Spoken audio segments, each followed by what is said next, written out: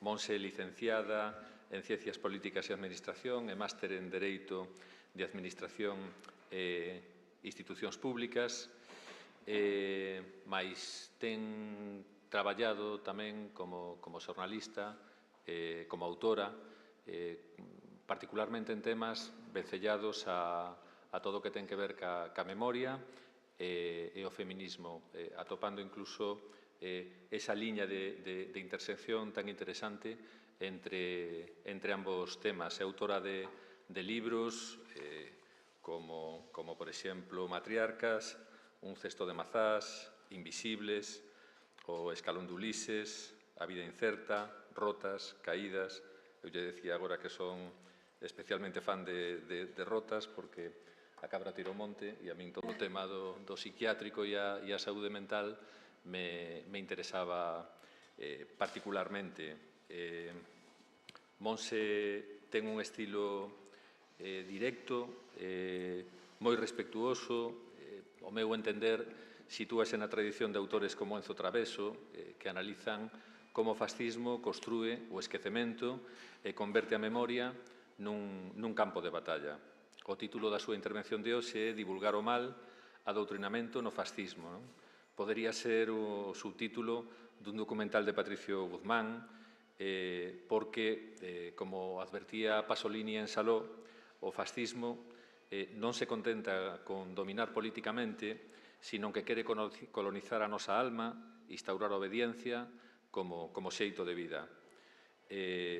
O totalitarismo non só precisa de cárceres, precisa de escolas, de himnos, de oracións e manuais de boas conductas. Precisa facer pasar por natural aquilo que só se sostén mediante o medo, a culpa e a humillación. Por iso é tan importante escoitar a Monse hoxe e sempre. Vai falar precisamente desa cara menos espectacular, pero igual de destructiva do fascismo.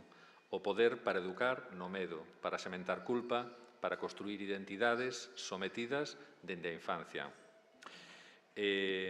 A ollada de Monse, unha ollada dende o meu punto de vista imprescindível, que nos lembra que divulgar o mal non é só un perigo do pasado, é unha tarefa que segue viva e tamén é unha responsabilidade nosa seguir contando, seguir lembrando e seguir advertindo. Deixo con vos, pois, a Monse Fajardo. Moitas grazas. Pois, boa tarde, moitísimas grazas por estar aquí nesta tarde xa que empeza a ser calurosa e moitísimas grazas a Paco e a Consello de Cultura Galega por terme convidado a estas xornadas que me parecen realmente interesantes. Tamén desculparme por non poder estar desde o inicio esta mañán, tiña outro compromiso laboral desde antes e non puiden vir antes, pero mirarei non dende logo nas redes, agardo non repetirme, se así decídemelo, eu sigo avanzando. A verdade é que estou moi contenta de estar aquí, tamén fíxome moita ilusión que me presentase Ricardo, porque éramos amigos na mocidade, nese tempo de que agora se me pediu que falase un pouco, porque a ultradereita está sendo tan atractiva para a mocidade, era o tema fundamental do que quería falarvos hoxe. Eu quería empezar con unha frase que decía cando era pequeno o fillo dunha amiga miña, cando lle preguntabas algo e non sabía moi ben a resposta, sempre decía non teño unha verdad. A min pásame un pouco isto, non teño unha verdad sobre este tema. É difícil de saber por que resulta tan atraínte a certa poboación, a certa parte da mocidade. Non me gustaría generalizar, iso é algo que quería tamén deixar claro na miña exposición, que non creo que toda a mocidade se sinta atraída, ni me gustaría generalizar comportamentos, pero sí que é verdade que están crecendo. Xe mesmo saía un estudo que decía que se duplicara no Estado a intención de voto na mocidade a ultradereita, pasara creo que dun 4 a un 8%, logo falaremos tamén de como cada vez hai máis tolerancia con respecto ás dictaduras, que a parte da mocidade lle parece que a dictadura non é un mal, senón que é unha opción como outra calquera. Así que quería empezar un pouco por aí, non sei se igual se abordaste esta mañán, pero quería empezar un pouco contextualizando cal é a situación, estes datos son do Estado, sobre o apoio á ultradereita. Como sabedes, o apoio maioritario a Vox, naquele momento era a formación única de ultradereita, foi no ano 19, que conseguiron o 15% dos votos, e 52 escanos no Parlamento Estatal, que despois xa se reduciron nas estatais de 2023, cara ao 12% e a 33 escanos. E logo parece tamén que chega, sei que é un pouco tramposo comparar eleccións distintas, pero era un pouco por ir avanzando no tempo, non?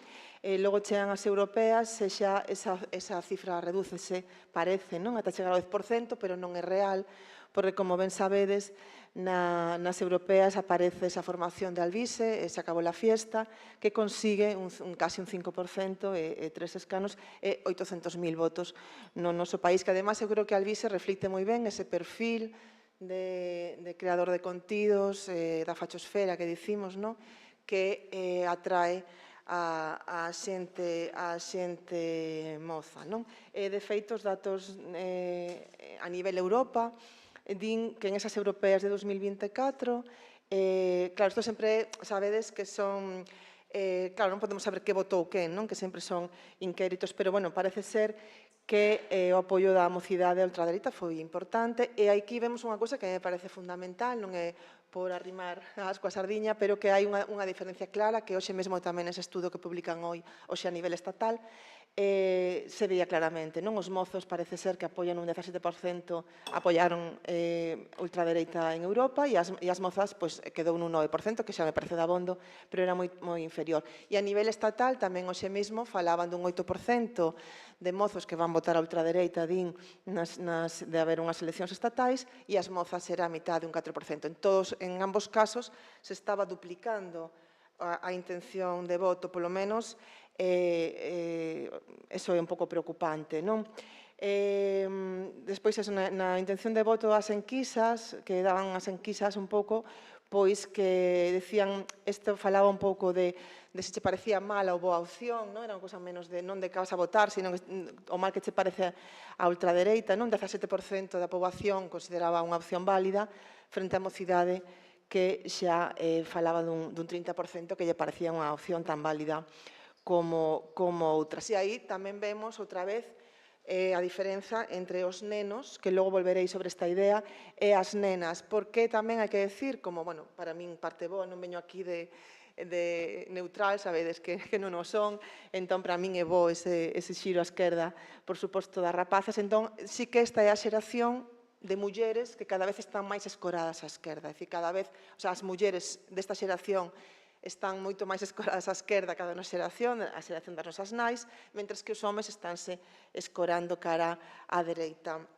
pois cada vez máis. Esta enquisa teña tamén que hoxe tamén se repetía e mantense a mesma porcentaxe, que din que hai menores de 35 anos que creen que en moitas ocasións a dictadura é preferible á democracia. Un de cada 4, que me parece un dato bastante alarmante. Aquí non había separación por xénero, non? Un de cada 4 persoas menores de 35 consideran que en ocasións a dictadura pois mellor que unha democracia. E isto non é unha cousa nosa, non é estatal. Hai, sabedes, unha tendencia en toda Europa que está xirando a ultradereita. Aí vemos en verde os países Hungría e Italia, que xa está a ultradereita no poder, e en azul que aparecen en coalicións de goberno. Ademais, subiron o apoio electoral en Alemanha, en Portugal, en Polonia ou en Francia, onde se duplicaron os votos á ultradereita. Así que parece que a situación non é moi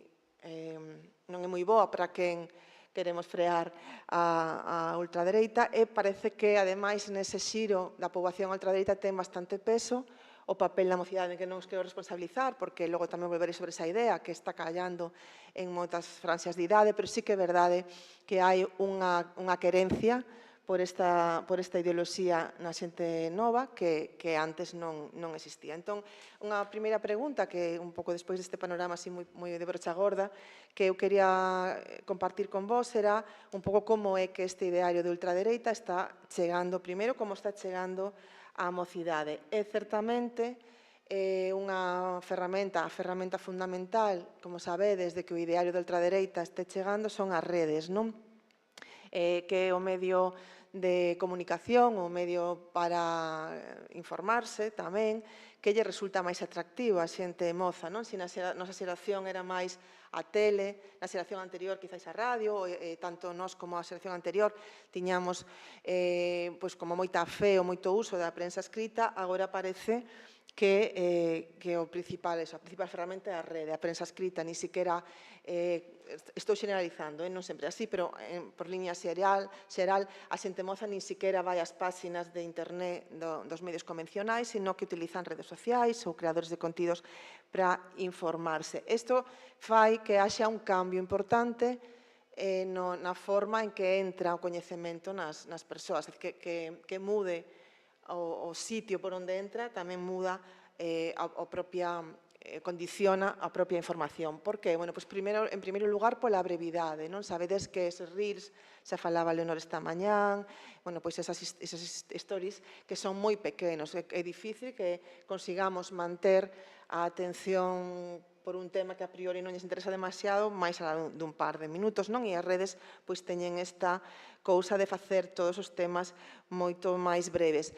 E, ademais, teñen unha capacidade de chegar a persoa destinataria moito maior que os medios convencionais. Ti podes estar na parada do bus co móvil na man e podes estar entrando nas redes, estar chegando a ti ese contido que ven polas redes, ou podes estar no baño mirando o móvil, non? Cousa que antes non pasaba, tiñas que sentarte, tomar como unha decisión de sentarte diante da tele para digamos, consumir determinados contidos que agora te están entrando con moitísima máis inmediatez. Isto que supón, falábamoslo antes tamén, non, na comida, que hai un menor control ou unha menor información da familia sobre o que a persoa menor está a consumir. Antes sentábamos na tele, diante da tele cos nosos pais, cos nosas nais, ou estábamos mirando a tele e a túa nai pasaba por aí e podía mirar o que estabas a ver, non? Entón, como moito, podíamos mirar a bola de cristal, pouco máis. Agora, a rapazada ten pois un acceso, pode estar mirando porno, pode estar nunha tablet mirando unha serie máis violenta que a ti non che gusta, e ti estar na tele ou estar coa túa tablet.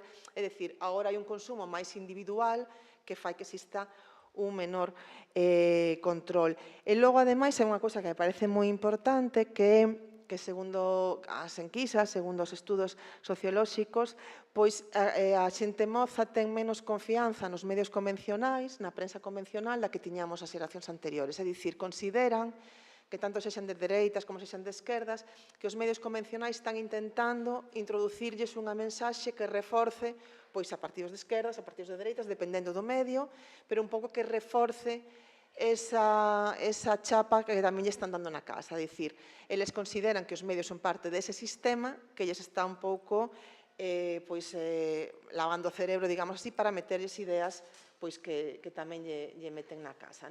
Entón, prefiren informarse a través das redes de contidos sociais, non sei que estou facendo, como este, que non sei que fixen aquí, como este, por exemplo, con creadores de contidos como este, que vos poño un exemplo. Aparte de ninguno, ¿qué otro derecho se vulnera cuando tú quitas una bandera LGTBI de una institución pública? Tic-tac, tic-tac. Sois unos cerdos de mierda. Cerdos, cerdos. No hay nada que celebrar. Nada que celebrar. Nada de lo que estar orgulloso.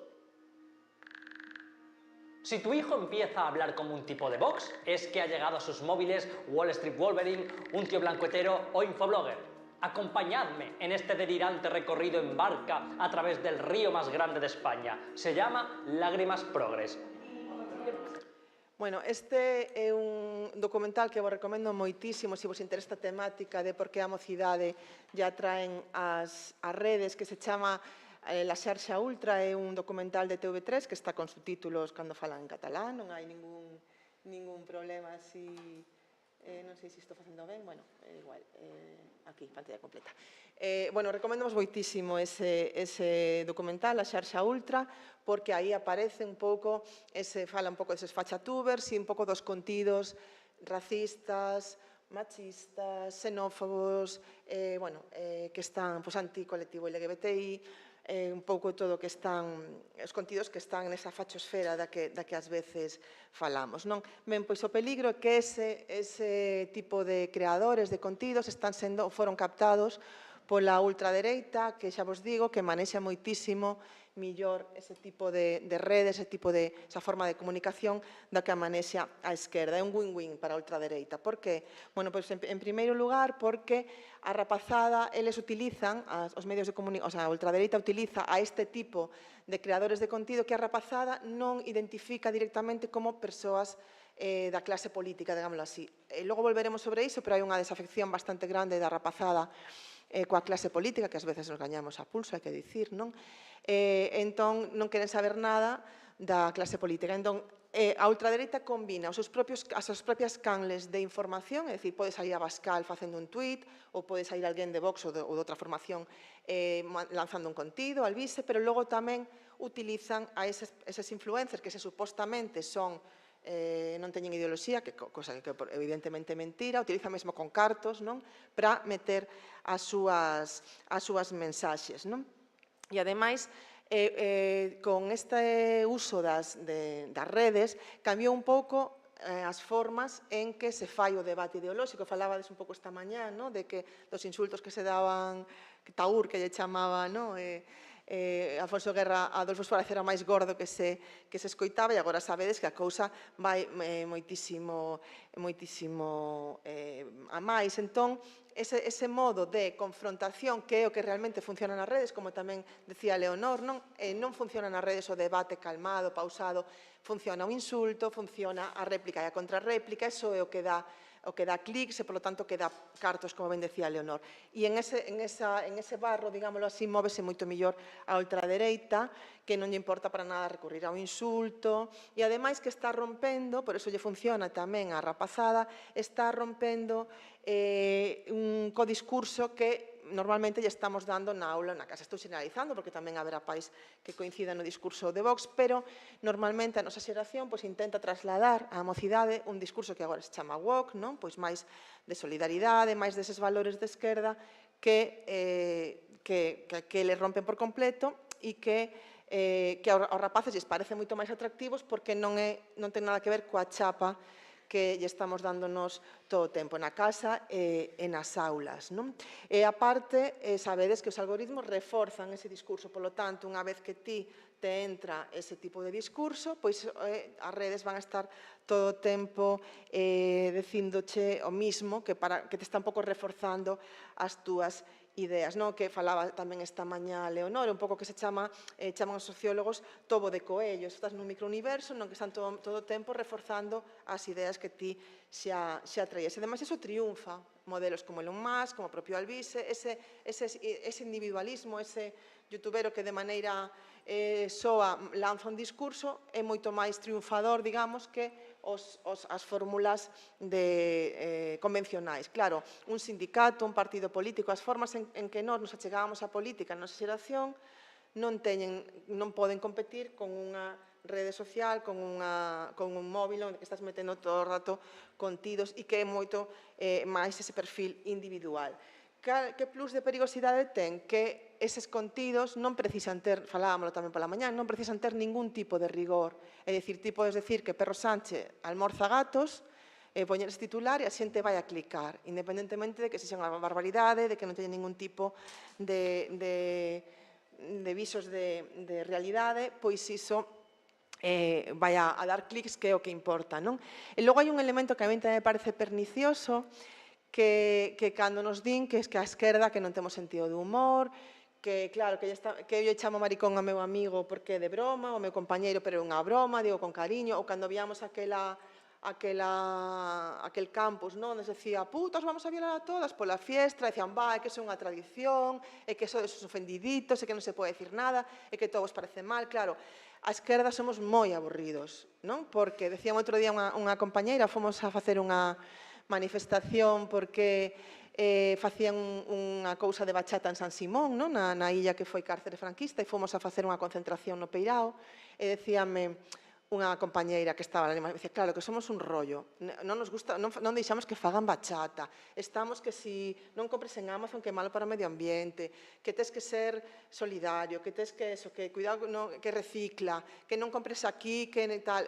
É moi complicado ser comprometido, é moito máis guai, pois libertad carajo, pois facer un pouco o que che dé a gana é moito máis moito máis divertido. E logo hai unha cuestión que a mí tamén me parece perigosa, que ás veces estes creadores de contidos adoptan un perfil que parece pro. Poño un exemplo. Nese vídeo que vos puxen antes, o segundo que decía o das lágrimas de Progres, chamase infoblogger, é unha persoa da fachosfera, un tío que se define como facha, pero tamén se define como homosexual, xa di que ele é homosexual, non que se define que é homosexual.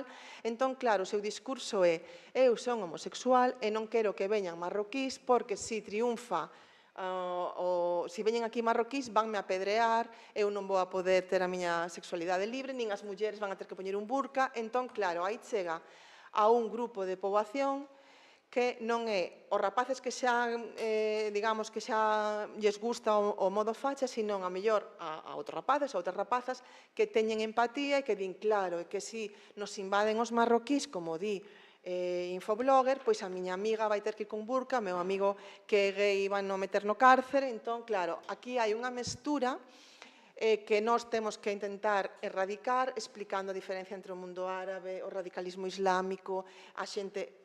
Quer dizer, nós temos que facer un argumentario moito máis elaborado que, fíjate, el marroquí te va a poner a ti un burka e a tu amigo gay vai no a apedrear. É dicir, que son, bueno, pois eslóganes ou son ideas moito máis fáciles, non? Que todo ese debate ideolóxico que requerimos nós para tanto tempo. Así que agora, pois esta frase dixeme outro día un profesor de secundaria nun instituto que fun a falar de memoria histórica, me dicía, pun, que agora é ser facha, non? O rebelde agora é ser facha, non? Entón, claro, é o que se leva, agora está de moda, agora é o rebelde, o guai é ser facha, non? Para ir en contra do que opinaban os teus pais. Claro, a priori poderíamos pensar que isto vai un pouco en contra da ciencia política, que leva décadas dicíndonos que cando ti eres mozo eres máis rebelde, máis esquerda, e logo te faz máis conservador con a media de idade, te vas deixando de radicalizar e te convertes pois un señor aí que vota o Partido Popular ou, bueno, unha cousa máis moderada, non? Pero eu creo que non está tan contra desa teorema político, ese paradigma político, perdón, dese teorema, porque a verdade é que, efectivamente, para a rapazada agora, rebelarse contra nós, contra a xeración anterior, ou rebelarse contra ese discurso que les chaman woke, é ser facha, non? Porque hai un par de décadas, creo que estou fiando longo, porque creo que é menos tempo aínda, non era concebible ningún político de dereitas ni de esquerda que negase a violencia machista. Non era tolerable. Eu creo que se pediría a súa dimisión, non? Eu creo que non era tan común ver nunha manifestación a bandeira do aguilucho o que estivera tan representada, que fora rebelde ir agora coa bandeira do aguilucho, non? Pero agora sí que está, digamos, que tolerándose esas ideas, non? Tolerándose ser facha casi é un orgullo, non é unha cousa, non? Da que teñas que preocuparte. Claro, podemos facernos a pregunta, por que a mocidade considera que ser facha, digamos, que pode axudarlle, non, egoístamente, non? Pois eu creo que porque se está traducindo unha mensaxe que esta política woke, esta xente de esquerda, solidaria e que va de guai, está dando un apoio a certos sectores favorecidos que están facendo que eu perda privilexios, que eu perda dereitos. Explícome, non? Estes tipo de mensaxes que lanza a ultradereita, non? Estánlle dando aos inmigrantes axudas, e a xente de España na grande e libre non ten onde vivir, Pedro Sánchez lle dá cartas aos cataláns e nós aquí morremos de fame, e van a romper España, que non sei moi ben que pasa se se rompe España, e por onde se rompe, pero parece ser que é algo terrible, ou os homes están sendo discriminados pola dictadura do feminismo ou polo lobby LGBTI, é dicir, ahora ser un hombre hetero estás perdido, non tes ningún tipo de dereitos. Por lo tanto, hai que ser facha para exixir eses dereitos individuais que me están quitando para darlle dereitos colectivos a inmigrantes, a cataláns, a mulleres, a LGBTI, a todo, non? Hai que ser agora, pois eso, o macho branco hetero está perdido nesta sociedade. Entón, eles enrócanse neses idearios que, además, están todo o día alimentándose con certos argumentarios que repiten moi ben estes creadores de contidos. Eu creo que o caso do feminismo é moi simplificante, non? Igual, poderíamos falar do machismo, tal, pero eu creo que o caso do feminismo é un dos que queda máis claro isto, non? Os pobres homes que están discriminados polo lobby feminazi, porque ti vas dar unha charla a un instituto sobre violencia machista, por exemplo, e en todos os institutos, da igual a zona do país que vayas, sempre te repiten as mesmas consignas que logo atopas nas redes nese tipo de perfis infoblogger ou Libertad e lo que surja ou ese tipo de persoas, non?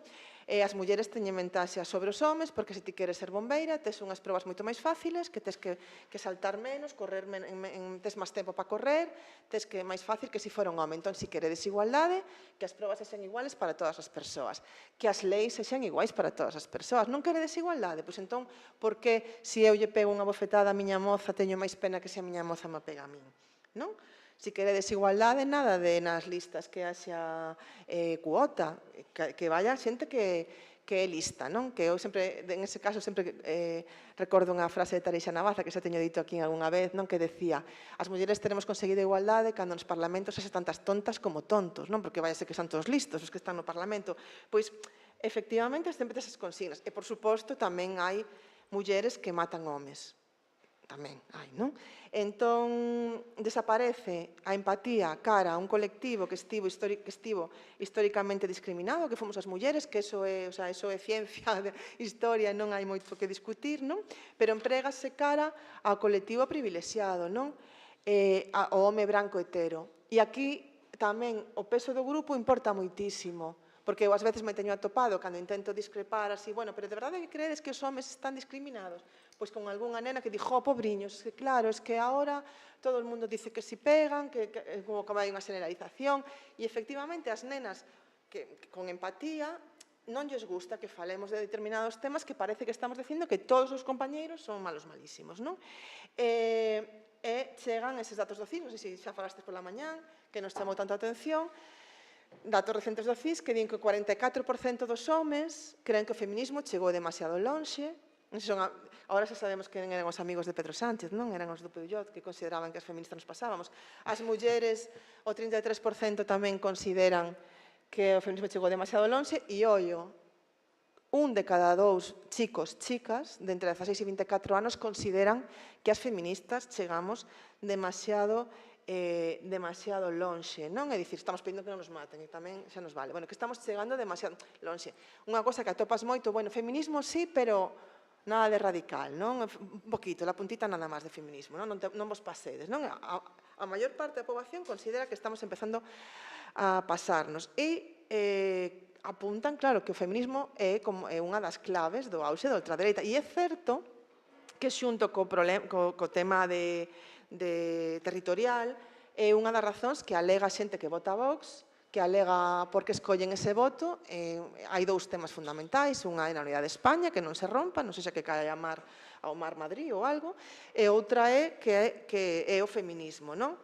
O sea, é verdade que hai unha ola reaccionaria en contra dos avances feministas, pero tamén hubo en Estados Unidos o Ku Klux Klan cando se aboleu a esclavitude e, claro, non pretendemos ou non pensamos agora que teñamos que volver atrás, non? Pois eu creo que o feminismo tampouco. Pero isto me leva tamén a unha cousa que a mí me parece importante, que puña antes, que é o uso perverso da linguaxe. Pareceme super importante como se nomean as cousas, non? E pareceme super intelixente para o señor facha de ultradereita que acuñou o término feminazi, non?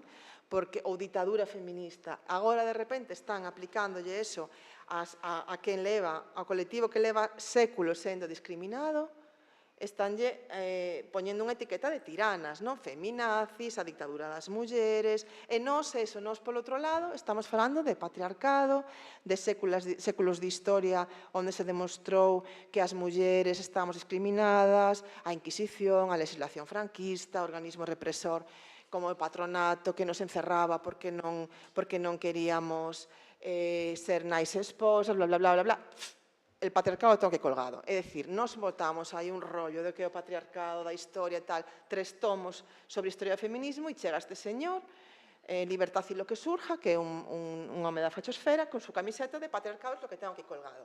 Frente a este eslogan, a historia feminista, Carmen, o sea, non hai máis preguntas, señoría, non? Eso, sempre sobre sesudas intervencións, nos sueltan el patriarcado tengo aquí colgado e chao pescado. E toda esta mensaxe que se está levando polas redes, evidentemente non xurde da nada, non?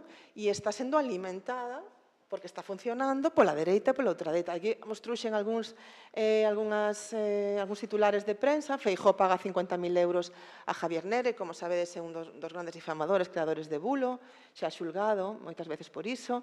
Cando presidía o PP, Almeida entrega 90.000 euros ao Grupo El Distrito, que é un medio ultra desinformador, Castilla e León, o que Diario Javier Nere, Ayuso, a fachosfera, están alimentando ese monstro. E que está facendo que esta mensaxe chega a través desas canles, que esta mensaxe chega á poboación, está movendo os marcos de debate público, non? Está movendo, pois eso, de que falamos. Están nos marcando cal é o debate público, están nos marcando de que falamos. Hai poucos feministas estábamos debatendo sobre, falámoslo antes tamén, non?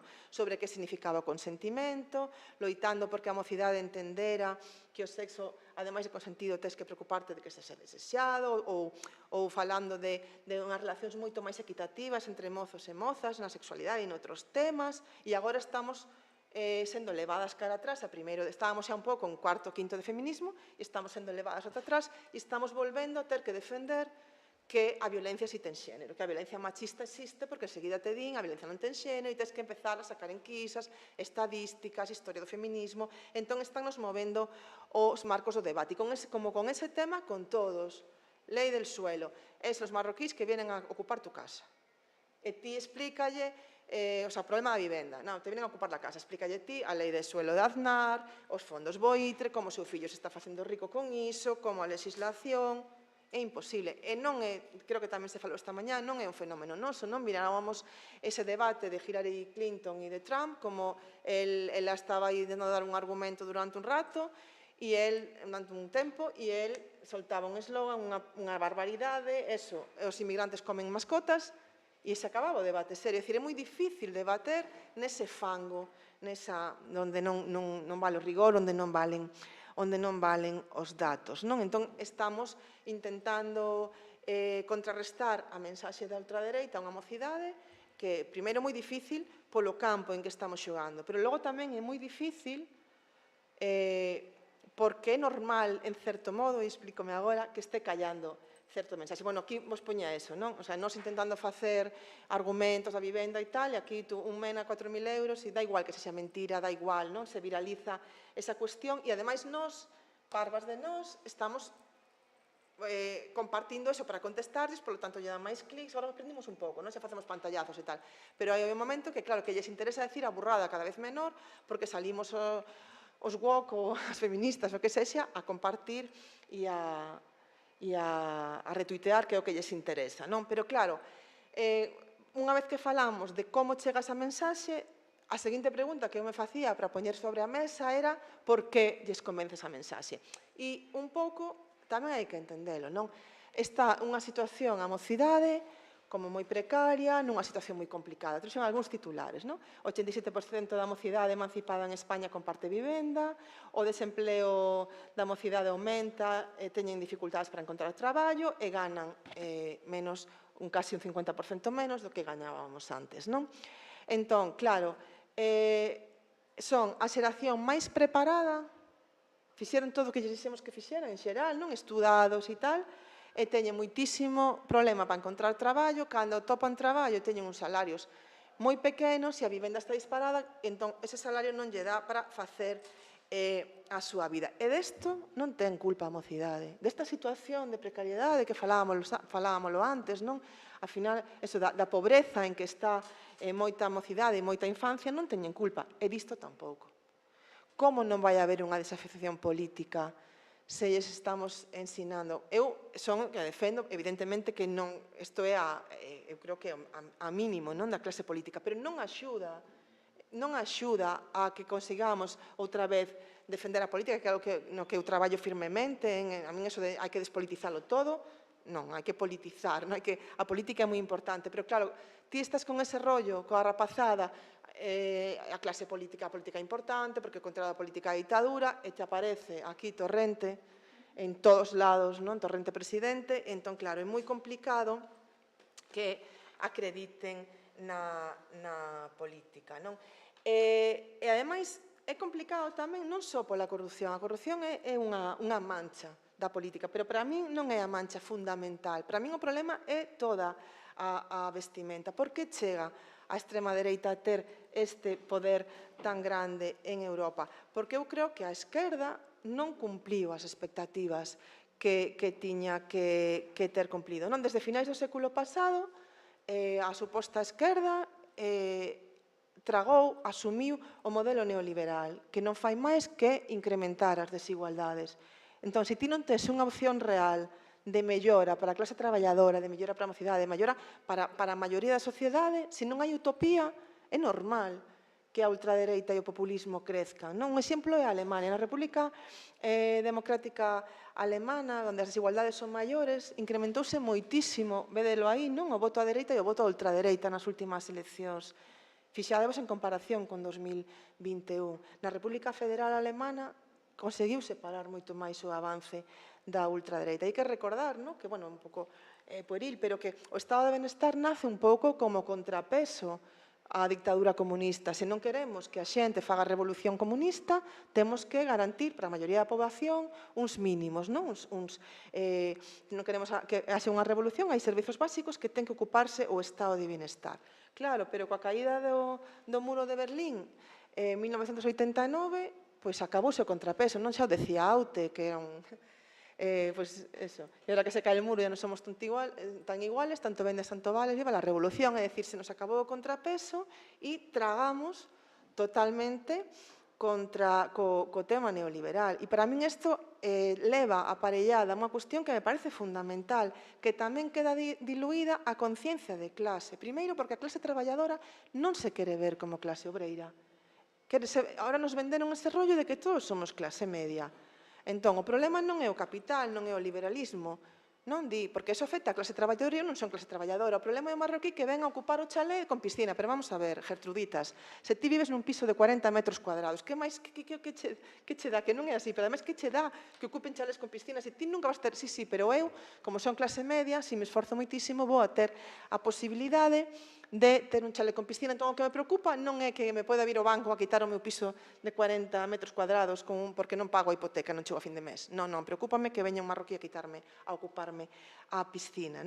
E entón, pois, como non nos queremos clase traballadora, como nos vamos a sindicar? Que non vou a entrar aquí tamén nos erros evidentes que tuvo o sindicalismo, pero, bueno, non vou a facer, digamos, grupo, nada de conciencia de clase, nada de facer rede, é o que chama a sociedade líquida, ademais, porque os cambios, ademais, van tan a prisa que non nos dá tempo de tecer redes, polo tanto, chega unha posición, un triunfo de un individualismo que falábamos antes, Elon Musk é un pouco o modelo, E chega, isto en finais do século XX, pero chega o século XXI e tampouco a cousa mellora, porque fomos encadeando crises económicas no que a suposta esquerda tamén deu como solución respostas neoliberais que non fan máis que agrandar as desigualdades. Un exemplo, 2011, Zapatero, que é a esquerda do PSOE, que dentro do PSOE é o máis esquerda, que fai unha reforma express para que da Constitución co Partido Popular para que os cartos vayan primeiro a pagar os bancos e non a atender a garantir os dereitos fundamentais da poboación, senón a pagar a débeda pública. Ademais, a débeda pública contraída cuns bancos que xa viñamos de rescatar no 2008, que non sei se alguén se acorda do día que nos pagaron esa débeda aos bancos, que vale, que é verdade que son 60.000 millóns de euros e cada ano lle debemos 30.000, pero, bueno, era un par de anos que librábamos. Pois non, seguimos priorizando o pago da débeda pública cando estes señores nos deben cartos todavía. Polo tanto, a suposta esquerda tampouco está dando solucións ao tema das desigualdades. A esquerda, en vez de facer de esquerda, está mercando o relato da dereita e en vez de reforzar o estado de benestar está asumindo que o capitalismo, que o neoliberalismo é a única opción posible. Non compramos o marco do consenso de Washington, que sabedes que hai o FMI, o Banco Mundial, pois dixeron que, que había que aplicar, era indefectible, unha serie de políticas neoliberais, liberación económica, a menor intervención posible dos estados nos mercados, é dicir, e de paso, tampouco, se de paso non garantimos os dereitos da poboación, bueno, pois non pasa nada, que o importante é garantir os dereitos dos mercados. Así que esa xeración que tiña que ser, non? Que era máis preparada, que queríamos que fora a xeración máis mimada, parece, pois está vivindo peor que a xeración anterior. E cando estás vivindo mal, pois calla ese tipo de mensaxes de que o teu problema non é que o fillo de Aznar ou que Aznar goberne tal e que te leven, que os fondos buitres leven a casa, sino o inmigrante que ven a levarte a casa, o traballo e a moza, casi te descuidas, non? Onde está os nichos máis grandes de voto a ultradereita? Nuestra radio, hai pouco traballo e o leva o inmigrante, no rural, que os gandeiros consideran que este ecoloxismo, esta política wow do medio ambiente e tal, está intentando cambiar o seu modo de vida. Entón, nos aferramos e nos facemos o máis conservadores posibles, non? Por exemplo, en Francia, os que paran a Le Pen, que impiden que en segunda volta Le Pen gane e fan incluso un gran apoio a Belenchón, son as cidades do centro urbano e ademais porque hai tamén unha gran mobilización das xeracións anteriores, co tema da memoria do que foron as dictaduras, do que foi o fascismo moi presente. Evidentemente, sabedes que vou defender sempre políticas públicas de memoria e tamén a memoria nas aulas. Entón, esta segunda, digamos, este segundo cambio de marco, esta entrada destas ideas nos fai un doble tamén cambio de marco mental, cambio de relato, que antes, no século XX, a disputa ideolóxica era máis esquerda-dereita, clase traballadora contra o capital, unha loita de clases, e agora xa un pouco como tragamos co discurso xa neoliberal, un pouco máis, neste século parece que realmente o foco da disputa ideolóxica, da disputa social, é máis o papel do home e da muller na sociedade, nacionalismo español versus nacionalismo periférico, é dicir, é unha cuestión máis de identidade, a tradición española que temos que manter fronte á invasión de outras culturas. Xa non é tanto o debate ideolóxico, o debate económico, sino é máis un debate identitario. A miña posición no mundo respecto aos demais e respecto aos que me atacan. Mulleres, nacionalismos periféricos, inmigrantes, non é dicir, eu teño que ser, español, moito español, home, macho, non? Pois eso, a nación viril. Entón, que consecuencias está traendo esta ansia? Bueno, pois este tipo de auxe, non? Esta é unha manifestación do pasado 24 de maio en Madrid, que vedes aí, moitísima rapazada, facendo saúdo fascista, cantaron o cara ao sol, levaron bandeiras do aguilucho, estaba convocada pola Falange e había moitísima. Nos facemos un acto de memoria e eu son das máis novas, ou seja, de 50 para baixo non hai ninguén. En cambio, eles están conseguindo atraer con esa estética nazi, con esa de extrema dereita, están conseguindo atraer a mocidade, porque además era unha mania autorizada pola delegación do goberno, que eu tamén non estou, este é un debate, pero non estou moi a favor de ilegalizar calquera opción política, porque ollo con iso, non? É un debate complicado, pero é verdade que a mani foi autorizada pola delegación do goberno e que logo chegaron os cargos policiais contra a veciñanza que foi ali a recriminar esa actitude, é dicir, a veces o Estado reforza tamén determinadas cuestións, non? E aí me parece moi grave, claro, evidentemente, o auxe da ultradereita, primeiro porque vai ter consecuencias a niveis individuais, esa perda de dereitos, non só a ultradereita, senón esta situación de desigualdade máxima, de non reforzar esas políticas de estado de bienestar, están traendo moitísimos problemas, sabedes, hai moita rapazada, falámoslo antes tamén, con problemas de saúde mental, moita rapazada que ten xa que tomar antidepresivos moi nova, e logo tamén, evidentemente, preocúpame as consecuencias sociais, que goberne a ultradereita e mesmo a dereita, porque sabemos, estamos vendo vendo. Temos xa exemplos de gobernos de dereita e de ultradereita que están gobernando para os intereses final para quen acumula riqueza e está vendo recortes de dereitos, recortes de servizos públicos, que parece un pouco un discurso maniqueo, pero que é así, que o estamos vendo, non? Que está vendo verdadeiros recortes. Mentras nós estamos falando de que a violencia machista existe, de que ollo, que os inmigrantes son vos, que eles nos están colando por detrás unha merma da sanidade pública, do ensino, e non temos moita capacidade, que a temos, pero de decir ollo que se está desmantelando o público, non? Porque estamos a 1000 loitas que xa pensábamos que estaban superadas. Entón, preocúpame por un pouco a nivel, digamos, máis abstracto, pero preocúpame porque está habendo xa cuestións, non? Bueno, xa desde 2019 ata Truxen cousas de 2019 ata 2025. Asaltos xenófobos a centros de acollida de menores migrantes, porque nos están convencendo nas redes, falaba tamén Leonor esta mañán, de que o inmigrante viola, rouba, tal, asaltos xenófobos, lanzan granadas contra os centros de menores inmigrantes, contra a memoria, contra o orgullo, está vendo xa reaccións reais, non? Contra os colectivos máis desfavorecidos. Entón, un pouco xa que estou rematando, claro, a última pregunta que eu me quería poñer aquí era un pouco que facemos con isto, non? Que podemos facer? Que isto deixe un pouco evidentemente para o debate, porque, como vos decía ao principio, non teño unha verdade. Pero eu creo que temos que empezar a repensar en cambiar modelos. É dicir, algo estamos facendo mal porque isto non vai ben, non? Entón, por que non pensamos en cambiar? Por que non repensamos o modelo? Primeiro, por que non repensamos o suxeito do poder? Outro día coincidía nun faladoiro da cadena SER con unha compañeira que fixo unha reflexión moi interesante cando outro compañeiro falaba de que ao final chegan ao poder, se corrompen todos os igual, dá igual. Que goberno PSOE, PP, calquera partido político chega ao poder e se corrompe. Vedes, dá igual, mirade cantos anos levamos e sempre pasa. E ela decía, bueno, porque igual o suxeito de poder, quen ostentou o poder foi sempre o mismo perfil, non o mismo suxeito, pero o mismo perfil. Persoa con privilexios, home blanco, hetero, con privilexios. É dicir, persoa privilexiada ostentando un poder. Igual, non digo que temos que gobernar as mulleres, que tamén. Pero quero dicir que igual hai que cambiar o modelo de señor que triunfa nos partidos políticos. E tamén igual temos que recuperar un relato realmente de esquerdas, ou entendedeme, un relato anti-ultradereita. É dicir, agora estamos movéndonos no relato machista, o sea, hai un relato mayoritario machista, racista, belicista. Igual temos que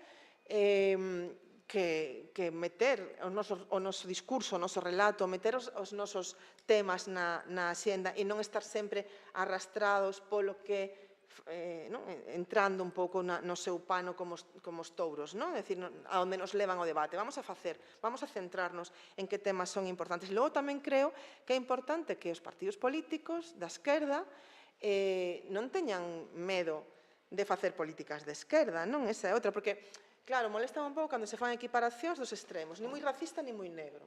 Non se pode extremar. Eu creo que temos que escorarnos un pouquiño, non? E empezar a facer realmente políticas de esquerda. Porque, ademais, se vos fixades, naquelas partes do territorio que teñen unha alternativa máis á esquerda, pois a ultradereita está parada. Claro, é outro debate complicado, porque, por exemplo, en Galicia tiñamos unha concelleira en Avión de Vox que creo que dimitiu. Non temos cargos políticos de Vox. Vale, hai moitas razóns, non? Igual porque xa a xente ultradereita xéntese moi cómoda co Partido Popular, xa temos ao noso cacique, para que vamos a cambiar de cacique. Pero tamén o que é certo que nas últimas citas electorais, a esquerda da esquerda tradicional, no noso caso no BNG, pero tamén podíamos falar de esquerra, poderíamos falar en Euskal Herria, están tendo bons resultados. É dicir, en Nafarroa, en Euskadi, en Galicia, en Cataluña subiron dun 4 a un 8%, pero sigue sendo máis por debaixo das cifras que veíamos no Estado. É dicir, igual había que probar as formacións estatais ou nas comunidades de esquerda de facer realmente unha política de esquerda. É dicir, eu creo que é importante que se ti presentas un proxecto viable que que fale realmente do que lle preocupa a xente, pois que igual tes sorte. Polo menos había que intentalo, porque parece que ao final, bueno, sí, somos de esquerdas, pero un pouquiño, pero claro, non nos podemos meter coa OTAN, non nos podemos meter co FMI, non nos podemos meter cos bancos, non podemos regular o precio dos alugueres, bueno, non nos podemos meter co capital. Bueno, pois igual non nos podemos empezar a meternos un pouquiño, a ver se, polo menos, mover o avispeiro, a ver se a cousa vai un pouco mellor. E eu, claro, que son unha roja feminazi, estou moi a favor de ideoloxizar as aulas.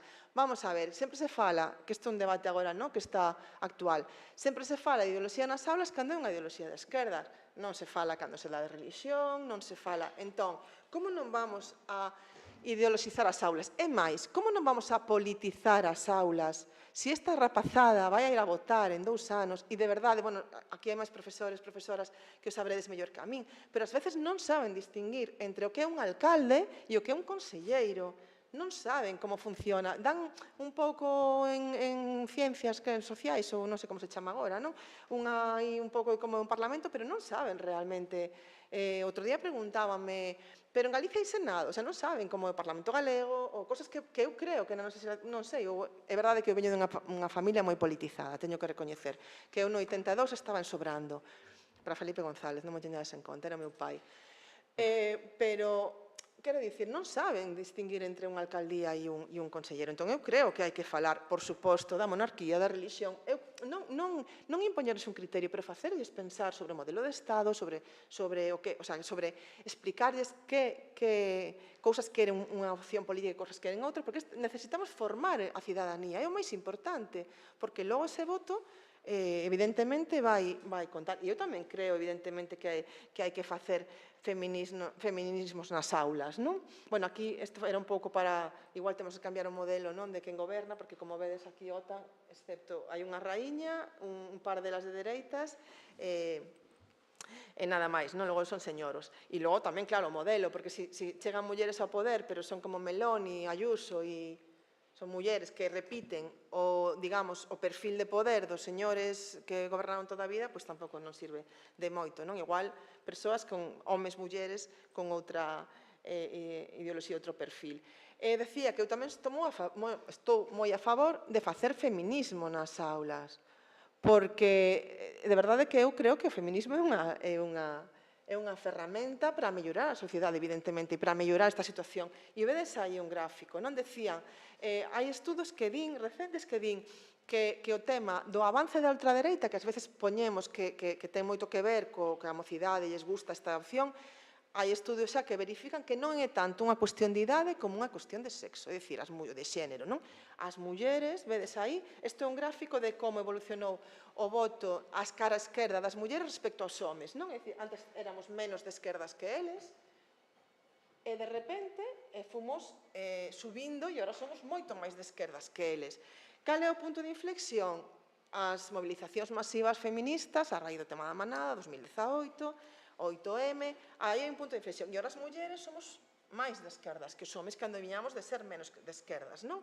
Nos fomos, falo de esquerda-dereita porque son unha señora maior, pero, bueno, máis antifascistas que os nenos. E, polo tanto, é imprescindible tamén darlle unha oportunidade ao feminismo. E logo creo que tamén temos que ter claro, cando falamos da mocidade, que hai unha porcentaxe de poboación que vai a ter outras ideas, é dicir, como todo, non? Pero hai, eu creo que o importante sempre é a masa maioritaria, a porcentaxe maioritaria que ten dúbidas, que non está convencida. Creo que esa é a que temos que traballar, tamén dando o debate, dando a batalla contra o relato imposto, contra os bulos, contra as mentiras. Por que Pablo Iglesias abre Canal Red? Que nos pode caer mellor ou peor, pero como politólogo eu creo que demostrou que non é tonto, non? Por que abre un medio de comunicación? Por que aparecen agora Verifica, Maldita.es, ou por que funciona Silvia Ichaurrondo na televisión española? Porque a xente tamén está ávida, non, de vece de contidos dos que te poidas fiar. Falámoslo esta mañá, xa non sabemos se unha foto é real ou non é real, xa non sabemos. Entón, a xente por que triunfou Silvia Ichaurrondo? Porque no momento dixo, non, este dato non é así. Ou por que nos gustaba tanto cando Yolanda Díaz decía, voulle dar un dato, porque era algo fiable. Entón, controlar o relato ou dar a cara é importante. Por eso hai formacións políticas xa que están abrindo os seus propios medios porque queren meterse nese empuxe, non nese relato. Ás veces para decir a verdade, ás veces tamén para arrimar as coas súa sardina, non? Evidentemente. Pero a batalla temos que dala, non? Cos medios que sexen. E, por suposto, a parte do feminismo, eu creo que tamén a memoria é importante, non? Memoria combativa, porque, efectivamente, como ti decías ao principio, eu sempre defendo que non facemos memoria desde o memorialismo galego só como unha cuestión de xustiza co pasado, senón tamén porque consideramos a memoria unha ferramenta imprescindible para crear unha sociedade máis xusta no futuro. E é moi importante porque a politóloga Marta Fraile, que traballa no CSIC, di que precisamente a partir dos 15 anos, ata antes dos 30, non? Cando se forma a opinión política da cidadanía, é o que ela chama os anos impresionables, non? E dice que unha vez que cristalizan eses cambios, que cristalizan esas ideas, digamos, que mudalas é moi difícil. E, polo tanto, se continúa esta tendencia cara á ultradereita, vai haber ondas expansivas, di ela, non?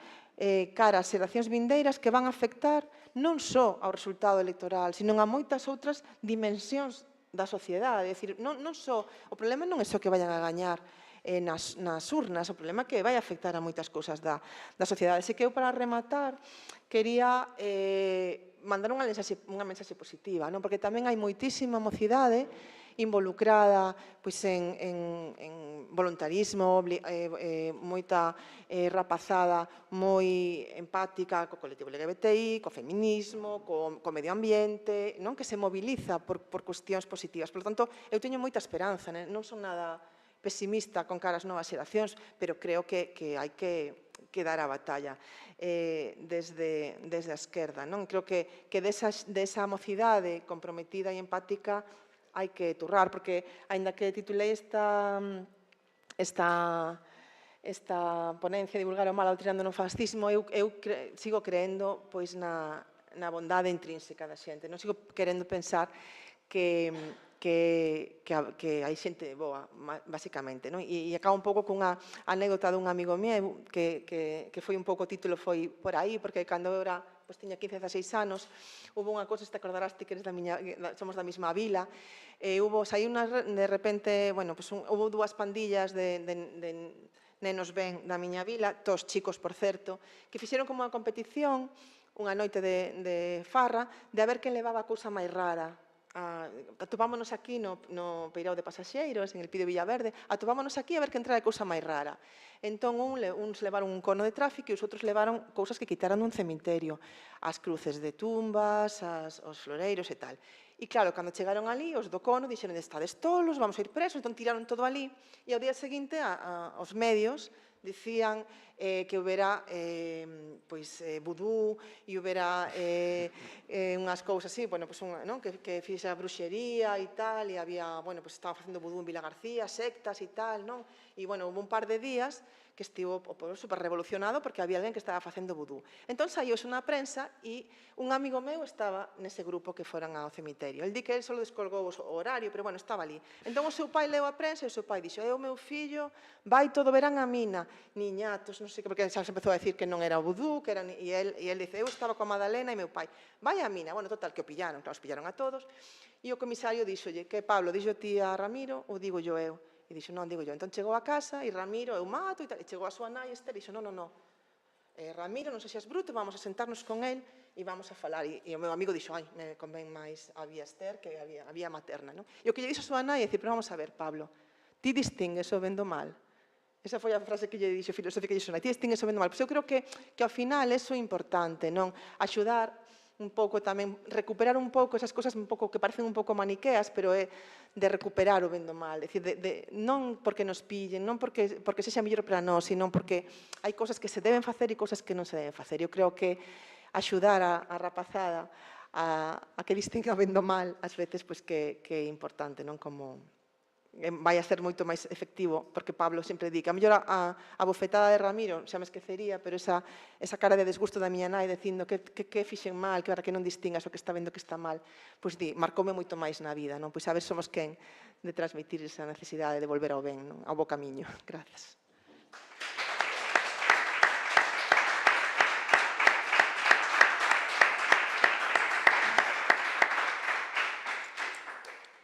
Pois, moitas grazas a ti, Monse. Temos agora uns minutiños para conversar con ela, para partillar, para debatir un pouquiño ao redor destes contidos, e despois teremos un tempo tamén máis extenso para falar, para pensarmos entre todas e todos ao redor de todo o que levamos desenvolto na xornada de hoxe. Pero agora imos falar un rato ao redor da poñencia de Monse Fajardo. Entón, quen quere iniciar? Todo claro.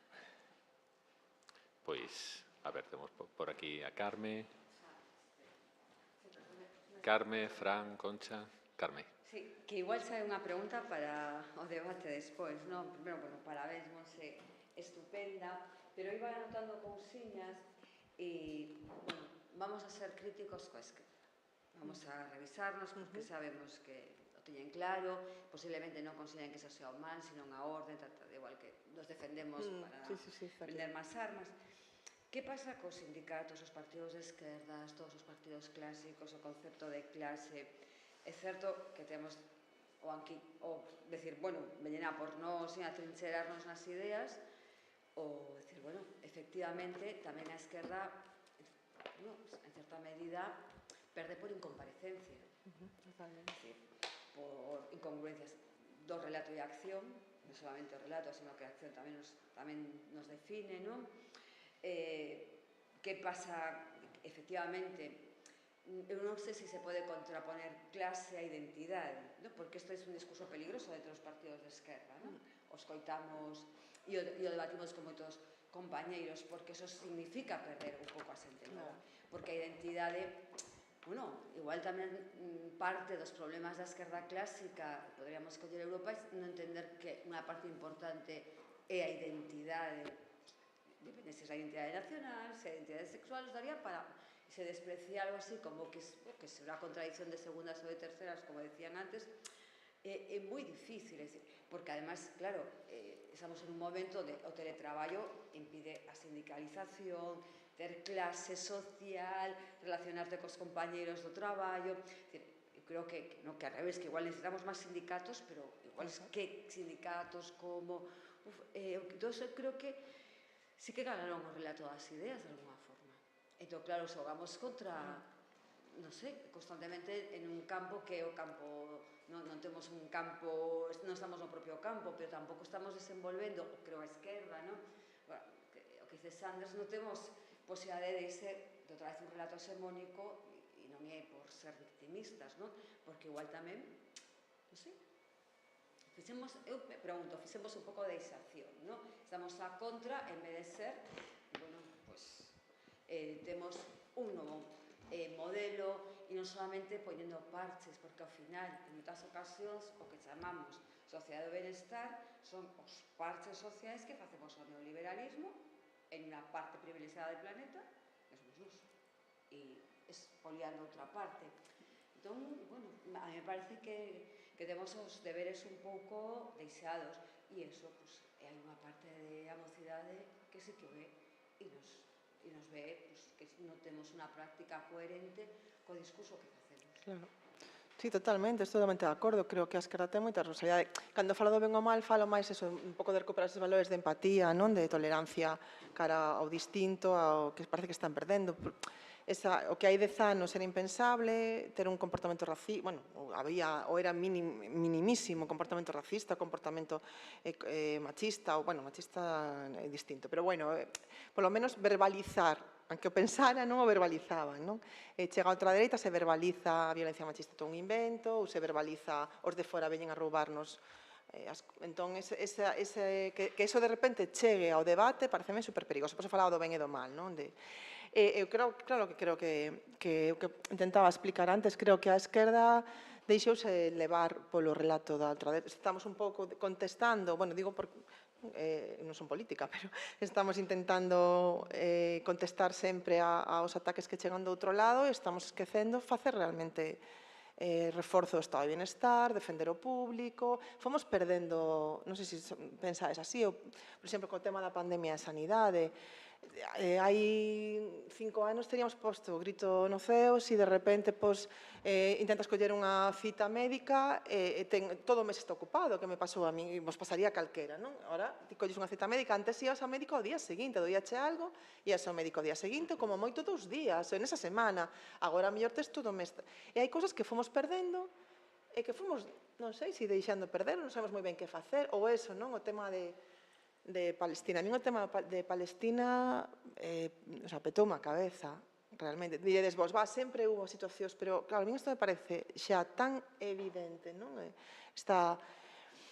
Ver un xenocidio retransmitido e que se siga aplaudindo a Netanyahu, que é todo tan incongruente que de repente agora en cambio con Irán se teña unha postura diferente ou con Rusia, e que se este permitindo, claro, ti sempre pensabas que despois da Segunda Guerra Mundial e coa ONU e coas novas, ainda que tiveras as túas dúbidas, xa, pensabas que a orde internacional iba a impedir determinadas cuestións tan heavies, que non se podría volver a repetir o que o povo, o que Hitler fixo co povo xudeu, e agora resulta que, tampouco estamos moi lonxe da barbaridade, a hora da barbarie, non? Entón, claro, non sei cando perdemos o norte, a brúxula de eso do que está ben e do que está mal, cando nos deixamos levar, pero agora as cousas, creo que, non sei se ao mellor non é así, pero eu vexo a situación bastante peor que hai unha década, incluso cando falas nos institutos de feminismo, a reacción que atopa agora non atopaba no 2017, por exemplo, que non, para nada, esa agresividade contra o feminismo non atopaba aí 8 anos, que saiu Invisibles, por exemplo, non atopaba esa agresividade contra o feminismo, non? Entón, estamos indo a peor, igual hai que empezar a poñer pé en parede. Un pouco xa mo pisou Carme, pero eu creo que parte da reflexión ten que ir por aí, quería coñecer a tua opinión, non? Estamos falando dende a gran irrupción da Internacional Ultra, non? Porque non é un fenómeno de Vox en España, é unha Internacional Ultra. Estamos como todo o tempo explicando unha obviedade, e é que Satanás anda solto, non? Entón sabemos o malísimos que son, sabemos, estas xornadas chámanse votar o inimigo por algo, é dicir, aí o Consello de Cultura Galega non foi nada neutral e estamos orgullosos, creo que falo pola sección, de titulalo así, non? Entón, incidindo un pouco no que Carme dicía e o que tamén estaba na tua intervención, eu creo que, vai sonar moi bestia isto que vou dicir, a maior responsable desta situación é a esquerda. Claramente, é dicir, a Internacional Ultra ten unha folla de ruta. A Internacional Ultra sabe todo o que vai facer, sabe o dende hai moito tempo e sabe o que vai facer nos próximos 10 ou 15 anos. Ten perfectamente deseñadas todas as súas estrategias. A esquerda está, como ben acabas de decir, contestando ou intentando poñer parches, que dicía Carme, o que sexa. Témome, vai sonar fatal o que vou dicir, que isto só ten solución dende unha dialéctica de enfrontamento descarado. E fago unha pausa dramática, despois de usar o de enfrontamento para que se entenda a seriedade co que estou dicindo. Témome que se a esquerda non recupera conceptos como loita de clases, non volve a falar de proletariado, non volve a falar de revolución, estamos perdidos. É dicir, a Internacional Ultra si plantea unha revolución.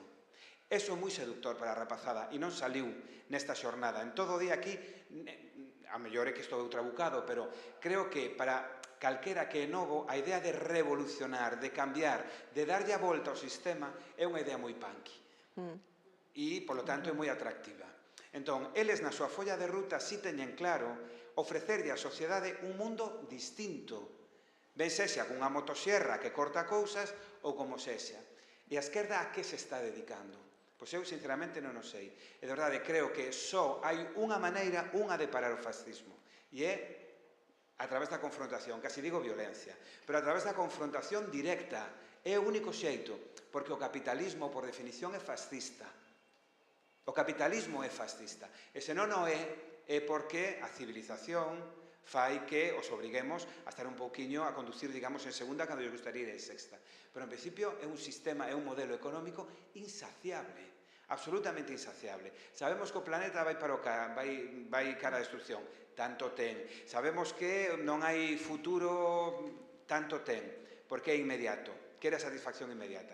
É dicir, todo eso está claro, e a esquerda, os que militamos na esquerda, os que estamos intelectualmente na esquerda, sabémolo, pero parece como que non nos atrevemos a dicir, temos un inimigo quinindiola aí diante que vai acabar con todo.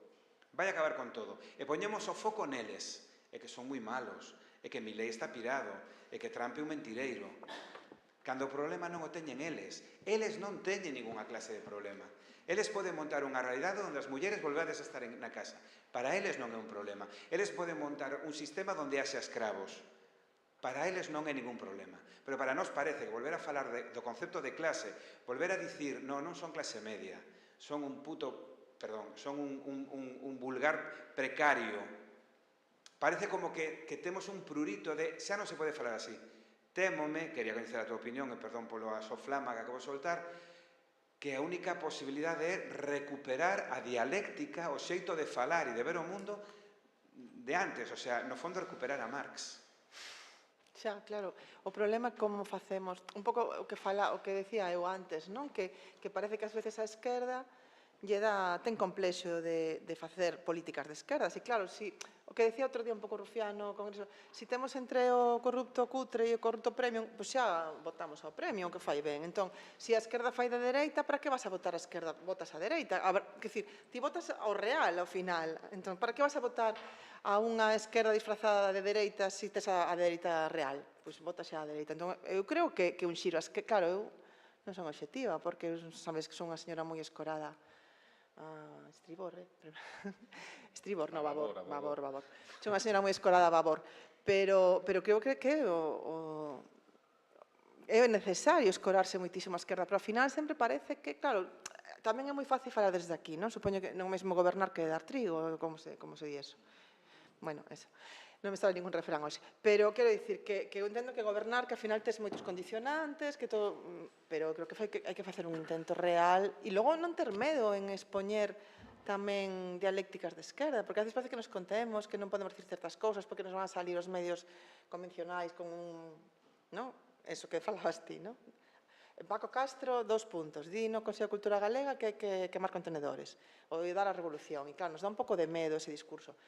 Pero non digo tomar as armas, pero bueno, un pouco revolucionario sí que deberíamos de ser, ¿no? Isto require un meneo, porque senón é que a min tamén me ten moi mala pinta, non sei. Bueno, boa tarde, gracias. Non sei pola brillante exposición, moi clarificadora e moi ordenada, moi gráfica. Bueno, eu viña a incidir tamén no mismo, quizá porque eu tamén estou totalmente escorada a babor, e ao feminismo, e demais. Entón, na análise coincidimos moi ben. Aquí, durante todo o día, fomos comprobando que a Internacional Ultra ten un plan clarísimo para eliminar a conciencia de clase e ir construindo cada vez e disciplinando máis a operarios e consumidores sin ningún tipo de escrúpulo. Ben, agora entra a esquerda. Aí onde estamos a babor. Bueno, pois creo que nos falta unha cousa. A esquerda, fundamentalmente, non ten xa un discurso revolucionario, que textos ten un lote deles, desde os de Marx, aos dos de indignados, cando hai 10 anos nos levantamos, pero faltannos cada vez máis, eu creo que, alianzas. Caímos no individualismo absoluto. Todos e todas as que estamos na esquerda estamos defendendo o noso minifundio, o noso espacio ideolóxico. E todo o que tiñamos construído de alianzas, incluso internacionalistas, pois nada de nada.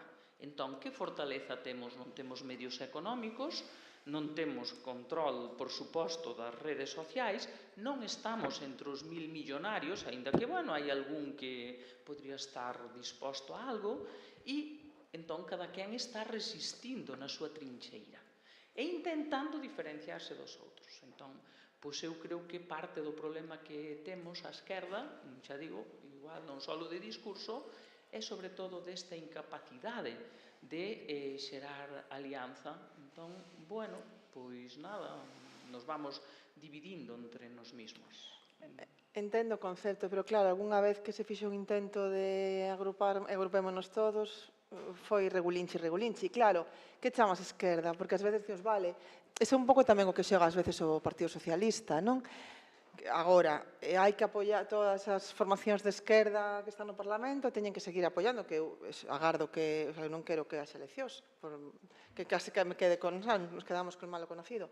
Pero, quero dicir, claro, estás un pouco con el trágala ese, non? De se non queres que veña a ultradereita, hai que apoiar a estas políticas neoliberais, sabes, unha esquerda suavecita del PSOE e tal, temos que unirnos para que non veña a ultradereita, e ao final, claro, tamén nesa unión, nesa amalgama, moitas veces se perden esencias importantes, quero dicir, sabes? Vale, non vamos a discrepar entre nós, entón ás veces temos que discrepar para intentar que a esquerda menos esquerda se escore un pouco máis, non sei se me explico. As alianzas están ben, pero xa vimos que en moitas ocasións acabou sendo unha amalgama para manter a esquerda de sempre. Logo tamén é verdade que temos moita responsabilidade, pero tamén é verdade que eles teñen moita máis artillería, vímolo cos xuíces, cos medios de comunicación, a dereita ten moitas máis armas para destruir a esquerda e desanimar a experimentos que se poden facer. Vímolo no bipartito, vímolo no Estado.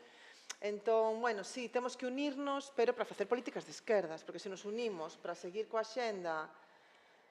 Bueno, eu puño o exemplo que puxeche tú, o feminismo creceu e fixose forte cando conseguiu mobilizar masas. Sí. Foi grande, non entrou nos matices, en cando Sí. volvimos a si era la lei trans, e el solo si era así, era consentimiento, era outra cosa. Todo de acordo, sí. Pois estamos onde estamos.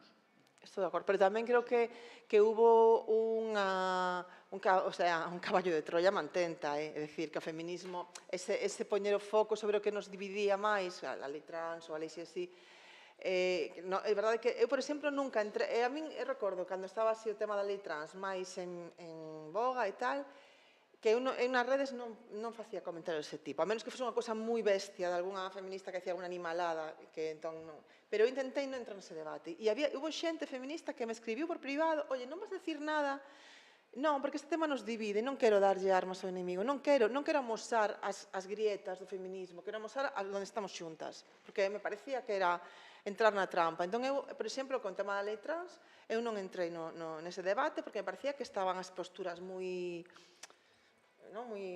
enconadas, dicen. E me parecía que non era bo. Entón, creo que si que hai veces eu debates no feminismo que non entro, teño a miña opinión, pero non entro porque me parece que non podemos dar esa imaxe de división, non? E que cosas que para min, ademais, o enemigo é o patriarcado e non, evidentemente, outro colectivo discriminado. Pero non entrei nese debate porque me parecía que estábamos dando unha imaxe que era que quería. Me parecía que estaba buscada a mantenta por parte do patriarcado, de dividirnos. Entón, tamén é verdade que temos que ser máis intelixentes ás veces e non entrar en certas trampas que nos poñen, pero a veces é moi difícil tamén velas, claro.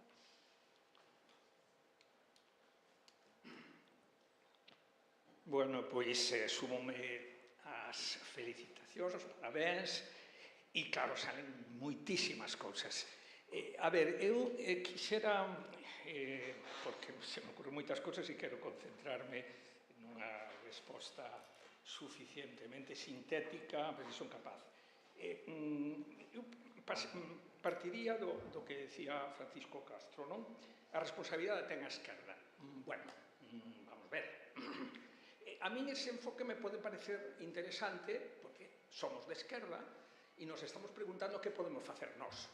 O sea, botar culpas fora, pois seguramente non nos dá a respostas para ver que podemos facer nós. Se en cambio analizamos que non facemos nós e podíamos facer, aí temos un punto de arranque. Eu, enfocado desa maneira, sí. Enfocado da outra maneira de decir, volvamos a os discursos revolucionarios, marxistas, bueno, aí me entra aí un problema que vou a ilustrar con unha controversia dentro da esquerda, de ideólogos da esquerda. Lasarato contra os seus colegas de democracia proletaria italiana, Antonio Negri, Bifo Berardi, os traidores, porque hai que volver á revolución, Porque o único que hai que facer é a revolución. Que revolución me falas? Falemos dunha revolución posible. Temos que facer unha revolución de tomar que palacio de inverno nun momento que hai bombas atómicas e as bombas atómicas as teñen os malos. A ver, esa revolución. Pero claro, no outro lado, un dos ideólogos do 15M vino neste mismo espacio defendendo a revolución hoxe é o estado de benestar. Eso é a revolución hoxe. Marx estaría contentísimo, e é un especialista en Marx, estupendo, con o estado de bienestar. Bueno, entón eu aí poñería un acento. É que o mellor problema da esquerda é que non sabe admitir as diferenzas no seu propio interior sin acabar destruíndose. Primeiro problema. Porque a mellor despois resulta que non hai tantas diferenzas. Pero aí está, Lasarato peleándose con Bifo Berardi, xa non con Negri, que xa morreu, e este home, pois, non sei, con quen se pode estar peleando, pois, a xente de Sumar que está aí no goberno, probablemente, non? Dúas cousas que quero poñer aquí de relevo para rematar a miña exposición. Porque son cosas que creo que non se falaron aquí, se falaron moitas, e esas non. E a ver, e a mí me parecen moi importantes. A primeira é, vamos a ver, e acudo a unha referencia que me parece fabulosa, Didier Ribon, cando escribe o seu libro de Retour à Reims. É unha intelectual, sociólogo, biógrafo de Foucault, unha persona que está no grupo de Mélenchon, un tipo interesantísimo, homosexual, que é un dos grandes teóricos da identidade homosexual, e eu recomendo moito ese libro. El volve a Reims a reencontrarse ca súa familia, unha familia obreira, votante do PC francés, de toda a vida, e se encontra que a quen vota a súa nai e os seus irmáns. Teño que decirlo. A vos francés. A Le Pen. E entón, que é o que di Ribon? E estou totalmente de acordo con ele. É que xa eran así cando votaban o PC. É que eran machistas. É que eran patriarcalistas. É que eran homófobos. Por que nos temos que preguntar? Non quedan na Unión Soviética, nin en República Democrática Alemana, nin se me apurades ainda, hasta diría en Cuba, comunistas. Ainda que exista algún partido comunista por aí. Comunistas con ideoloxía revolucionaria anticapitalista. Por que? Por que na República Democrática Alemana desapareceu? E non hai, propiamente. E agora son ali, na ex-República Democrática Alemana, donde máis se vota a ultradereita. Porque ao mellor había valores dentro do sistema comunista que estaban defendendo eso. Non nos olvidemos que Che Guevara foi o que fixo primeiros campos de concentración para os homosexuales en Cuba, Todas esas cosas hai que dicilas. E acabo. Cando hai un debate que isto é fascismo ou non é fascismo, eu diría non é fascismo porque a ultradereita de ahora presenta notas moi diferentes, que non sei onde van a acabar ainda.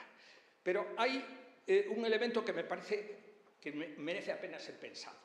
Cando o fascismo se levanta é porque temen os procesos revolucionarios que se estaban dando en ese momento, o avance da revolución. Que temen agora? Temen o feminismo. O feminismo é o gran campo de batalla. Temen o feminismo. Pero fíxate, se pon en marcha toda esta internacional de ultradereita en un momento en que precisamente se cae o modelo comunista, deixa de ser xa un atractivo. O modelo revolucionario xa non moviliza masas. estamos aquí pedindo a ver se as movilizan, pero é que non as moviliza. E por qué? Por que necesitan esos? Isto é moito análise. Acabo con unha nota. Hai algúns teóricos que falan de que a globalización derivou en un novo feudalismo. E ese feudalismo está dominado por o capital financiero e por unha serie de grandes magnates informáticos e tal. E a esos señores sobralles a democracia. E ese é o horizonte de gran perigo que temos. Pero a ultradereita, como modelo ideológico global, é moi coherente. Hai xente que é nacionalista, como pode ser Le Pen, que están defendendo modelos sociais. E hai xente como o de Argentina que está defendendo un ultraliberalismo tolo. Perdoa, que o tempo é limitado. Todas as intervencións son moi interesantes, pero pediríavos...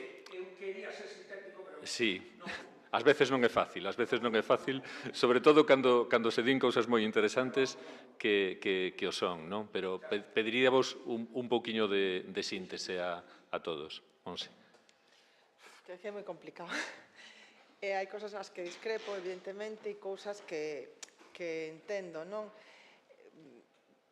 Parece perigoso, estos extremos son malos, ese discurso un pouco de mesturarlo todo parece un pouco peligroso, pero logo sí coincido no tema do posibilismo, claro que son debates moi complexos os que planteas, que non sei, non teño unha verdade, como dicía o fillo da miña amiga, non? Pero este debate planteas a veces nas cousas moito máis pequenas, non? O tema do posibilismo, por exemplo. Claro, efectivamente, queremos a revolución, pero mentre non somos quen de facer a revolución, polo menos fagamos pequenos avances, non? Por exemplo, cando eu fui técnica de memoria na Deputación de Pontevedra, o departamento do que eu dependía era do BNG, salía moita crítica sempre, pero o BNG non dixo que quería destruir as deputacións. Que fan agora na deputación? Claro, e entón eu sempre decía, bueno, hai que destruílas, pero supoño que querrán, pero mentre existan é mellor facer determinadas políticas que outras, non? Entón, bueno, creo que eso va un pouco por aí. Entendo o posibilismo, é dicir, é verdade que ás veces se lle pide tamén á esquerda unha pureza de ideais, como podedes estar nun goberno que, pois eso, ao final, non? Pois que, non sei, que non nacionaliza a banca. Pois eso sería o desexable. Bueno, pois a mellor non nacionaliza a banca, pero sube o salario mínimo, quer dicir, que ás veces non se consiguen os grandes logros, pero hai que ir avanzando nas pequenas cousas. E claro, me parece tamén que había cousas un pouco contradictorias, non, no discurso, porque por un lado decías que casi que era igual a URSS que a España franquista, e por outro lado que unha vez que cae a URSS, pois non temos contrapeso e a ultradereita avanza. Entón creo que, bueno, que o comunismo, o perigo do comunismo tivo moito que ver coa creación do estado de benestar, non? Se a clase obreira non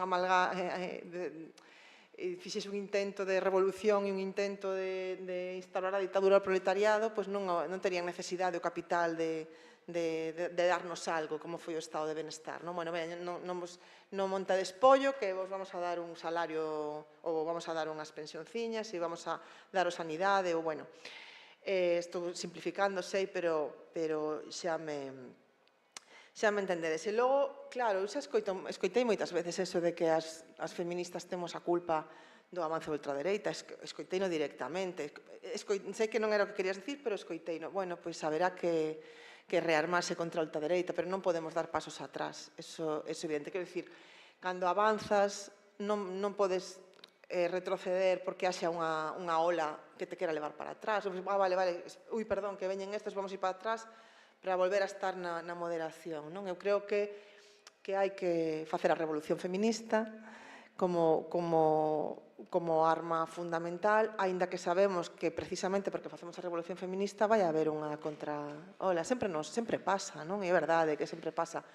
Eso, cando as mulleres intentamos avanzar sempre hai un intento de retroceso, pasou sempre, e vimos tamén o que pasou co golpe de Estado cando a República empezou a dar determinados dereitos, con todos os erros que tivera a Segunda República. É dicir, cando se intenta avanzar en dereitos sempre hai quen intenta reforzar os privilexios ou aferrarse aos seus privilexios, pero eso non pode impedir que demos a batalla, creo. É moi complexo, estou sendo un pouco maniquea, pero creo que que temos que intentar avanzar, aínda que haxa unha ola que nos frene, porque senón vamos a ir a deriva indefectiblemente. Pero, bueno, como era máis, non sei se queres contestarte algo que era máis, non? Pero tiña pedido a palabra Carmen. Sí, Carmen. Bueno, sí, podemos entrar un poquinho, eso iba a decir tamén, invitar ao resto da sala a intervir. Ti queres falar, Carmen? E despois ten a palabra ali o... Que guai, sí que No, eu pola esquerda. Sí. Para baixar a mínima idade. Para baixar a media de idade, que me parece importante. Do tema da revolución. A ver, isto é unha sensación. Eu creo que hai como dous niveis. Por un lado, está que procesos teóricos, non creo que non sobran textos, senón que sobran reflexións, porque realmente vemos unha acumulación de capital nunca vista. Estamos con a OPA que casi non quedan. Que o capital dos bancos está absolutamente concentrado, totalmente, cos seus fondos de inversións, con todo o que non coñecemos do sistema financiero, que o temos, vamos, difícil de seguir. A outro lado vemos as tecnolóxicas concentrando poder e tamén poder económico, non? As empresas armamentísticas, que decir, aí vemos a onde van. E por outro lado, tamén hai como unha parte simbólica da esquerda, é dicir, eu coincido con Concha que foron capaces de comernos o sentido do colectivo. E a esquerda é absolutamente individualista tamén. Respondemos al parámetro neoliberal, que viene, quítate a ti que me poño eu, que é unha das cousas, unha práctica política máis habitual como condición de nada. Entón, a historia das alianzas debería ser importante. Eu sí que creo que falta que vamos a ofrecer en plan, pero onde xa sabemos que non hai pazo de inverno.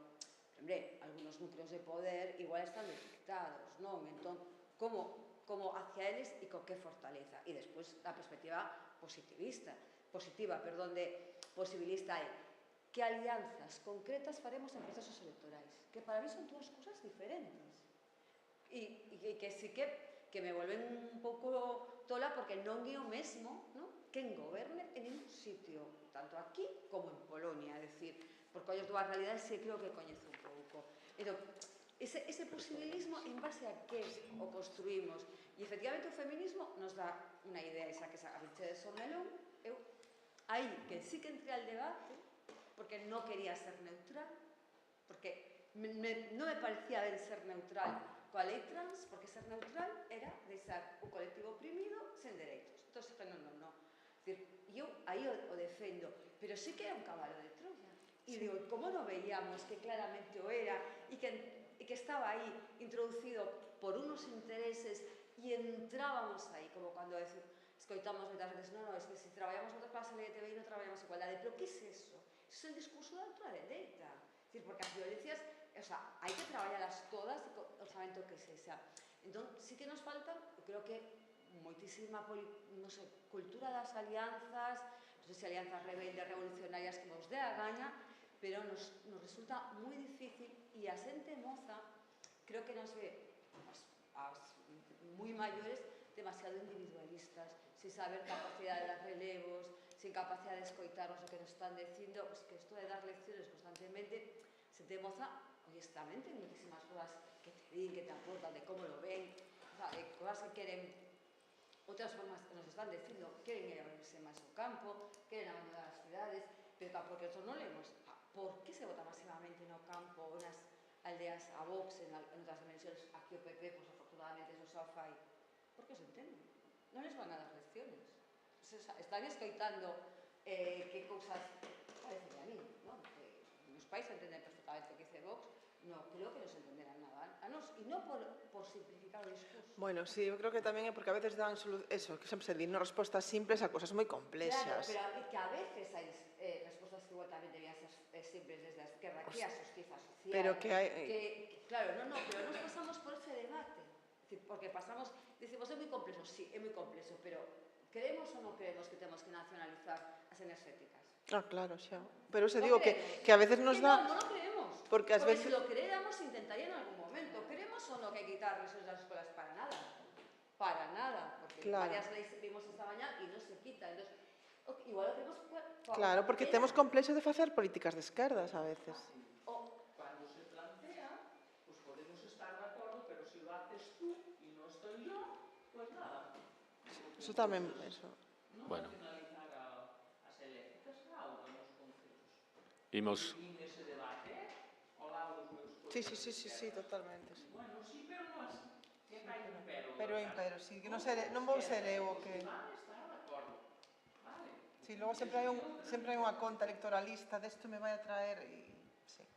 Bueno, Pero pues imos seguir a a quenda. xeración moza, non?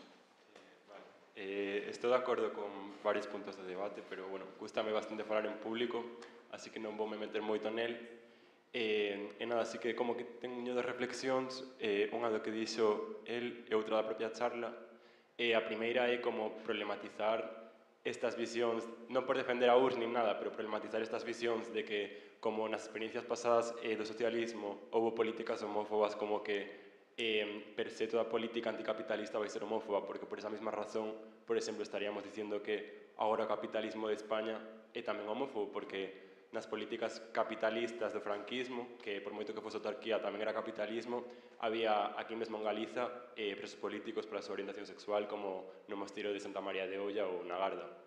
E logo, da propia charla, o mesmo non homófobas, por a mesma razón, ou seja, volvendo ao punto de antes, agora mesmo no capitalismo de España estamos facendo unhas políticas bastante semellantes as que se facían con persoas LGTB, cos persoas racializadas todos os días no Mediterráneo, que é prácticamente un cementerio. Entón, por esa mesma razón, o capitalismo está condenado sempre a ser a matar a tanta xente?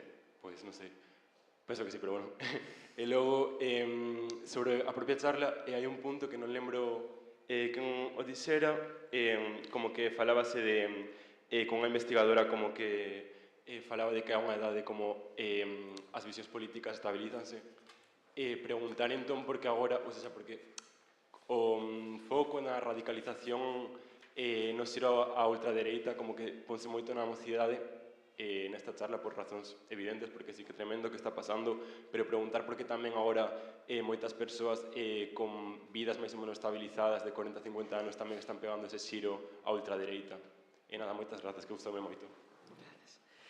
Sí, bueno, Marta Fraile, que é a politóloga que decías do CIS, di que entre os 15 e os 30 é cando é máis común, non? Ela chamalle os anos impresionables, que se forme a opinión política. Logo, te podes radicalizar un pouco. De feito, a teoría política di que canto máis maior eres, máis xiras cara á dereita, mentras que cando eres máis novo, tes visións máis rebeldes, non? Pero non significa que non te podas radicalizar, non podas cambiar de voto, pero sí que é verdade que as grandes ideas, digamos, a ideoloxía dunha persoa suele formar nesas idades. O que pasa é que ás veces a xente, eu creo que vota siglas que realmente non reflicten os seus intereses ou a súa ideoloxía, sabes? Quero dicir que unha cousa é formar a cidadanía, formar os valores de alguén, ou formar as ideas de alguén, ou formar, digamos, incluso a conciencia política de alguén, e logo diferente é o seu comportamento electoral, porque pode ás veces variar, por exemplo, as municipais, dependendo do que se presente, ou porque ás veces o relato empurra tamén hacia determinados votos. Se te estás escoitando, ti tes 70 anos, e estás escoitando a Ana Rosa dicíndoche todo o tempo que te van a ocupar a casa, é posible que radicalices un pouco o voto.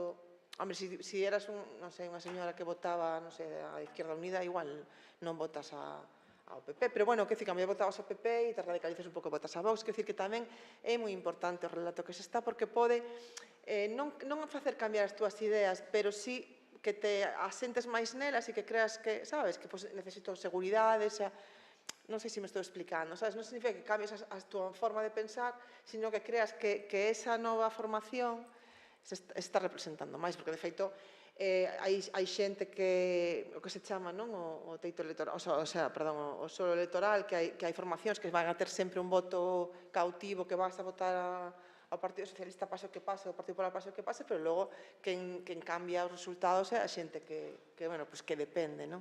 Pero que di esta politóloga, eu estou bastante de acordo, é que nesas idades é cando un pouco se sementan as grandes correntes ideolóxicas, non sei, como os valores de alguén. Entón, que se estamos normalizando entre parte da mocidade que o individualismo, que o racismo, que o belicismo, que o machismo son cuestións aceptables, non, sabes, non hai ben e mal, é dicir, todo é aceptable, e iso tamén é unha cuestión ideolóxica como outra calquera, pois que iso pode significar que esos valores se vayan transmitindo e que nos anos seguintes, pois que sexan moi na propia sociedade, non só no voto, sino na maneira en que nos relacionamos socialmente pode ter consecuencias, que podas ver ben non querer que no teu edificio haxa inmigrantes ou non sei, que pode, é lo que se refire, que pode acabar afectando non só a cuestión electoral, sino a como nos relacionamos as persoas entre nós, a unha falta de empatía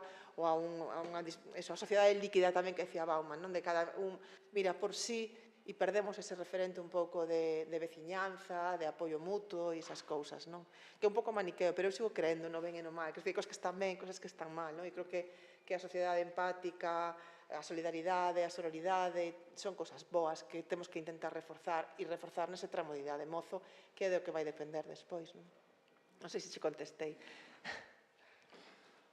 Moi ben. Quen continúa? Quería continuar unha cousiña para ver que opinades que estaba suscitando. Que non me sale ahora a politóloga esta americana que traballa tanto a comunidade. Ai, por favor, que é a muller de Judith Butler. Por favor, non quero ver a los vínculos maritales, pero es que non me sale o nome. Bueno, despois a buscamos, buscai.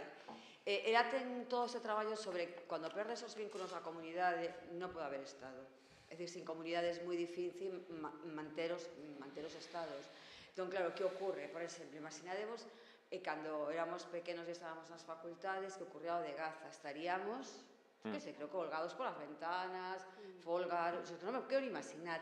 Que ocorre? O sea, non poden, porque teñen non sei quantos exámenes, os TFMs, TFGAs, os tenemos tan entretidos en tantas cousas, e despois teñen que ir a EBCD, Wendy Brown, que recomendo, Wendy Brown, que, vamos, analiza eso, sin comunidade non hai política. Bueno, tamén decía Aristóteles, tampouco es que, pero analiza moi ben a sociedade actual. Entón, claro, onde van a encontrarse estos rapaces para facer algo?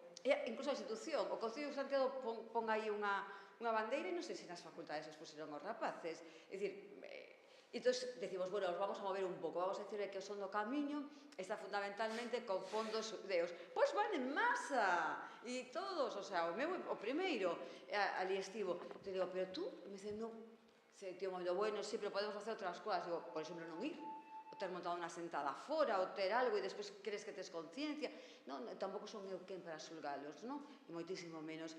Pero están entretidos en outro momento e hai algo que igual non salió en todo o día, que é o hedonismo e a felicidade que se nos vendeu como único motivo para existir. Entón, a felicidade, mi idea, non? Bueno, están todos os libros de autoaxuda, pero o hedonismo é o que asumen como ahora tengo que desconectar porque estive moi estresado nos exames, teño que tal, e que máis dá? Se non va a cambiar nada que entre o noso no camiño. Bueno, non sei, igual sí. Si o que falábamos antes, que ser comprometido é moito máis complicado que pasar de todo, non? E que estamos aí, que se non compres aquí que a explotación infantil, que se non tomes Coca-Cola porque apoian a Israel, porque... Ostra, que require... Somos moi pesaditos os da esquerda, non? Non bailes bachata en San Simón, non... Pesaos, non? Deixademe vivir, eso, libertad carajo, vete a tomar cañitas, non te quedes en casa porque contaxes ao lado... Claro, a min pareceume... A min isto pa má cabeza, cando estamos en plena pandemia e triunfa unha señora que di que isto de mascarilla ni de tos en casa, Pedro Sánchez es un aburrido e quere meternos na casa, vete a tomar cañitas, que hasta que se contaxe o camarero, non? Cañitas, libertad... Claro, é un pouco tamén a perversión dos termos, utiliza eso, a liberdade para... A miña liberdade, sin ter en conta que estamos ao mellor facendo un mal para o resto. Se perdiu, creo que un pouco, bueno, non todo o mundo, non? Pero que agora se defende sen rubor, mira por ti, pasa o ben ti, e que lle den polo saco aos demais, non? Porque esa era un pouco a mensaxe, non? Ayuso, non? Vamos a tomar cañitas. A quen non le gustan as cañitas? Aos da izquierda que son os aburridos, que non lles... Claro que nos gustan as cañitas, pero igual non era o momento. E que é verdade que decía Leonor, que nos portamos moi ben como sociedade. Pero logo había esa cousa, e claro, a mí pareceume flipante os resultados electorais desa muller. Como pode haber tanta xente en Madrid que compre ese discurso, non? E esa... O sea, ao final é unha cosa tan sinxela como se yo quero ir a tomar cañitas e Pedro Sánchez non me deje a tomar cañitas. E todo é moito máis... O sea, nós estamos aí dándolle debates, voltas, que tal, que si o desarme, que si non sei que está a benestar, e eles gañan eleccións a golpe de grifo de 2009. Espera, Concha, fala ao micro. Fala co micro. É que senón no streaming non te escoitan e perden o fío do debate. Nada, só era unha aportación ao que Monse decía que a señora Ayuso ganou con miles de mortos sobre a mesa. E a idea de que se poden tomar cañas. Eu tamén alucino e preocúpame severamente, porque ademais, antes falaba algo, hoxe en día non se oculta nada do discurso. Non é que fora naide engañado, 75 millóns de votantes votaron a Trump, poñendo por diante todo o que está facendo, que pode acabar ca democracia ou pode acabar cun petardazo atómico e cargarse, pois, medio mundo, xa non digo medio ambiente, e non engañou a ninguén.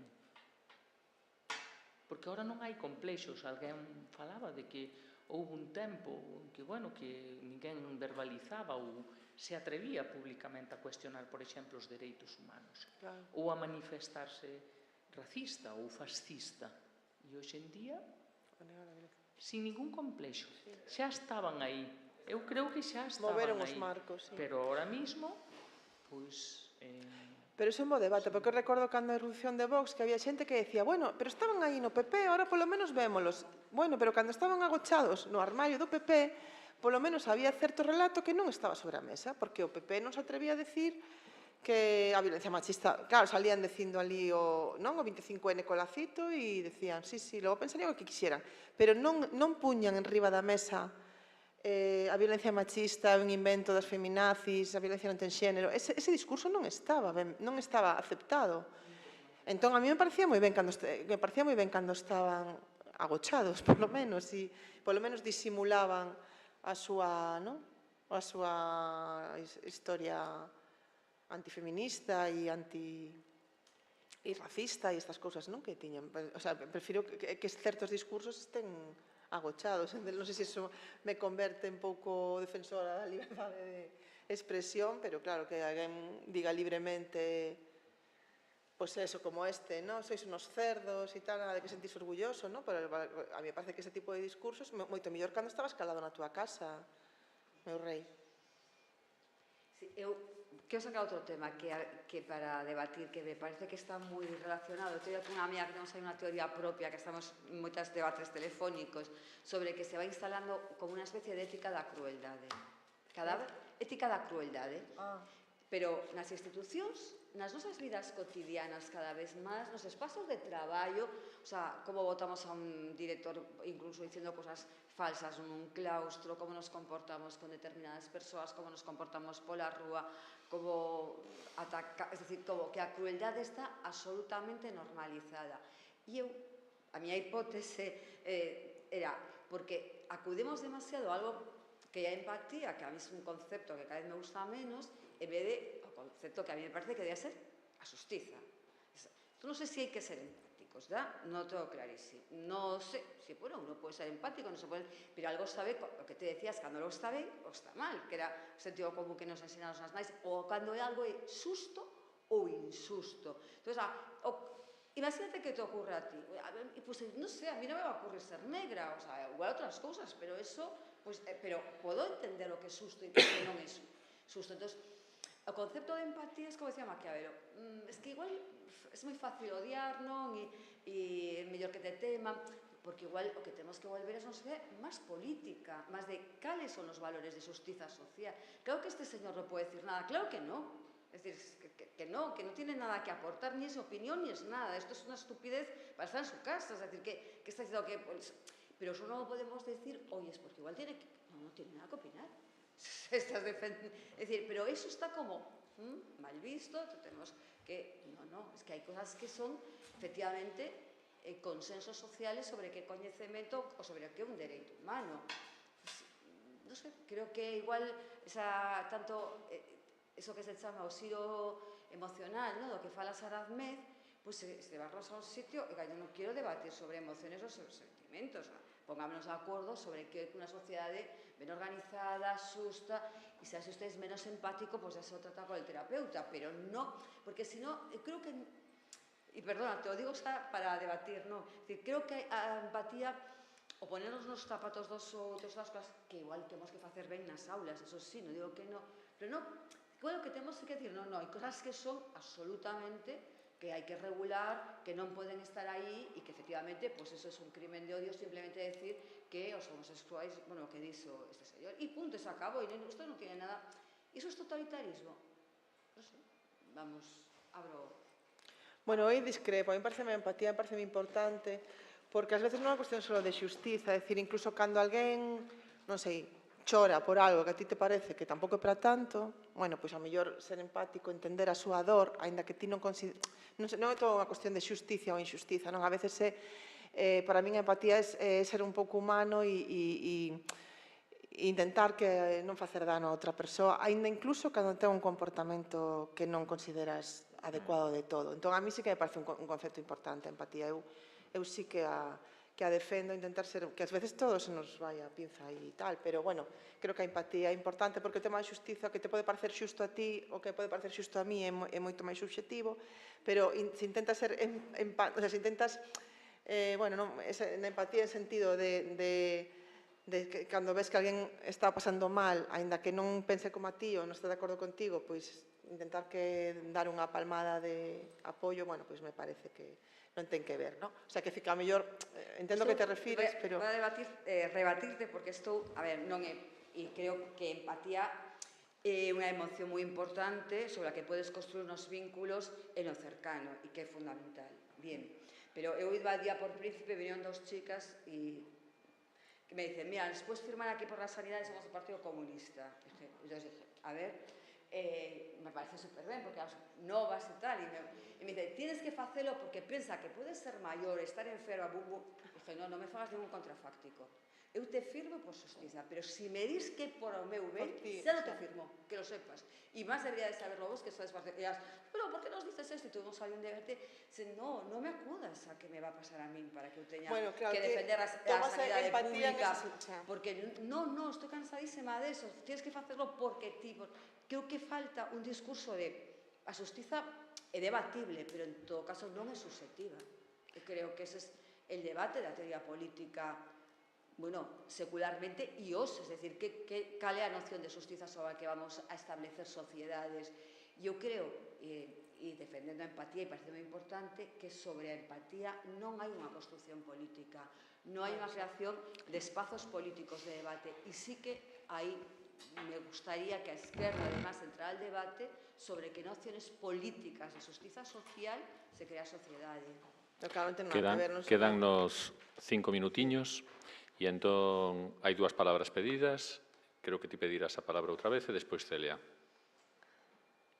Bueno, o que se di agora me parece que é outra das dimensiones. Os ideólogos que os teñen e intelectuais que os teñen da dereita máis intelixentes son vos lectores de Gramsci. E están precisamente lanzando esa guerra cultural que se propoñen destruir, tirar abaixo, diríamos, o consenso sobre que se construiu a partir da posguerra toda a institucionalidade política de dereitos humanos que está en Naciones Unidas e que permite neste momento a barbaridade que todos temos que estar mirando, calados, asustados, impotentes, que se está facendo en Gaza. E ese é un dos elementos máis extraordinario e radical do que están conseguindo eles. E o están conseguindo tamén un hecho en que se podan decir chorradas de insultar nos parlamentos, é dicir, incluso a cortesía mínima parlamentaria xa desapareceu, non? Que antes decíamos que ao mellor era demasiado porque ocultaban os auténticos problemas e ao final Bueno, todo eso o están facendo desaparecer. Eso temos nós que preguntarnos como reaccionarán. É outro debate, pero creo que estaba ben que saíra tamén. Celia.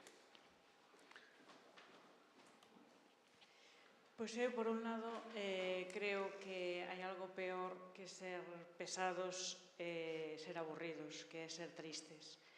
Porque desde aí, desde a falta de alegría, é difícil crear un liderado, non? Que é preciso para ilusionar de cara a tomar decisións que poden ser electorais, poden ser políticas, pero que nos leven nun camiño de transformación social, que xa sabemos que non se produce da noite para a mañá, pero que para traballar niso pois fan falta tamén elementos dese tipo.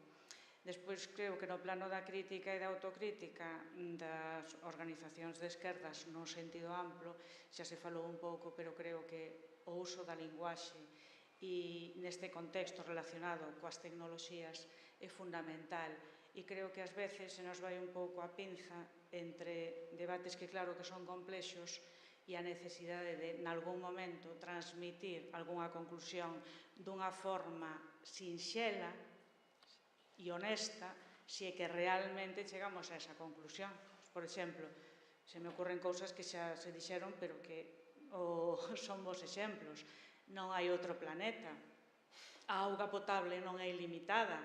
Iso se pode dicir e transmitir dunha forma sinxela e como eso miles de cousas, e é certo que aí nos ganan con moito a batalla. E nun contexto, ademais, en que é moi difícil ter 3 minutos para pararse, porque estás entre a xornada laboral, que se cumplirá de 48 horas xa miña nai querida, as horas que non se pagan, o pluriemprego para chegar a fin de mes, os fillos correndo para aquí e para lá, e en todo iso hai que poñerse a escudriñar entre miles de textos. É absolutamente imposible, entón así non imos a ningún lado. Despois, entre a cuestión da xustiza e a empatía, claro, igual é unha cuestión nominal. Eu tampouco non é que sexa experta, pero desde logo, ainda que sexa por mero empirismo biográfico, claro, unha cosa son valores, outra cosa son virtudes. Sin xustiza non vamos a ningún lado, pero despois a empatía ou a falta de empatía leva a que hai xente plenamente consciente de injustizas que se están cometendo ante os seus ollos, e xa non digo ante pantallas, que poden esa intermediación ás veces crear, distorsionar, pero non, pode estar pasando aquí unha injustiza evidente e a xente mirar para outro lado, marchar ou aplaudir, e iso pasa. Entón, aí, claro, é unha cuestión de equilibrio, creo que hai que sachar un pouco en todas esas leiras, porque todas son necesarias. E despois, claro, as persoas que nos autoproclamemos e honestamente consideremos de esquerdas o que queira que sexa, que ao final iso signifique, pero que podamos nun momento dado, ainda que sexa en termos dialécticos, coincidir, ou as organizacións en que dunha ou outra maneira estamos, ao final non somos querubíns caídos do ceo. Estamos imbuídos de machismo, de clasismo, de racismo, por moito que nos disguste. E o que é peor, estamos en estruturas que nos forman e conforman, xerárquicas, desiguais, creadoras de sufrimento atroz. E isto está pasando nesta Galiza pertencente a esta Europa do século XXI, 2025, nos nosos ollos. E desde aí é difícil que podan sair outras solucións, non? Quero dicir que se non mudamos iso, a cousa se complica moito de cara a transformacións máis ambiciosas que exceden eses ámbitos.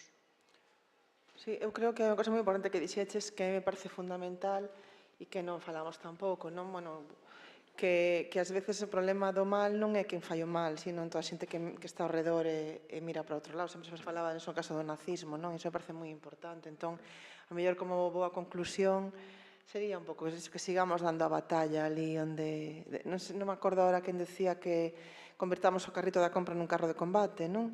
Pois eu creo que os pequenos xestos do día a día, o que ti decías de non ir ao son do camiño, que a veces decimos, que máis dá que eu de repente non tome Coca-Cola porque financia Israel. Bueno, pois eu creo que os pequenos acenos, pois entre todos, bueno, quero pensar, non?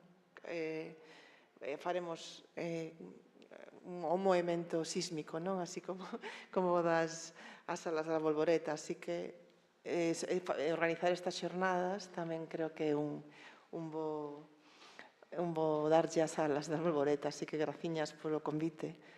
Non sei se queres algo máis. Bueno, pois imos rematar entón a xornada. Moitas grazas, Monse, pola túa presenza, a todas as invitadas, invitados, a organización, a Fran e a Celia. E agora, bueno, pois deixámolos a eles para que pechen a xornada e demos por concluído este encontro.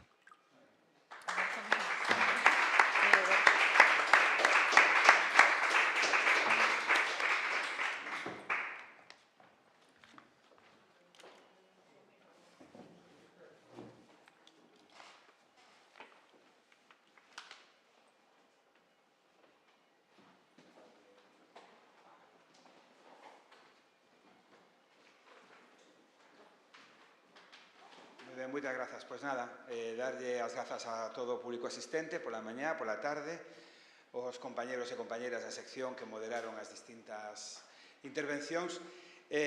Bueno, a min tocoume coordinar esta xornada e a xornada nace do convencemento de que o Consello da Cultura Galega, ou polo menos así o entendemos nós, non ten que ser unha entidade que se ocupe de entelequias platónicas, que filosofe sobre cousas que non teñen que ver sobre a realidade, senón que nos gusta, polo menos o equipo que estamos agora, gustanos pensar que o que facemos serve de alguna maneira para transformar a realidade.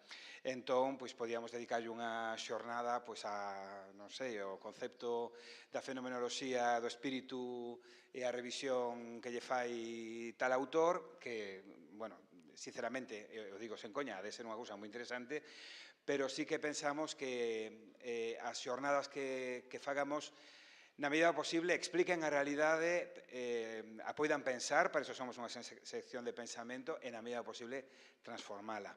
Así que se marchamos para casa cunha soa idea a que darlle voltas na cabeza, pois isto xa pagou a pena. Mais nada, moitas gracias.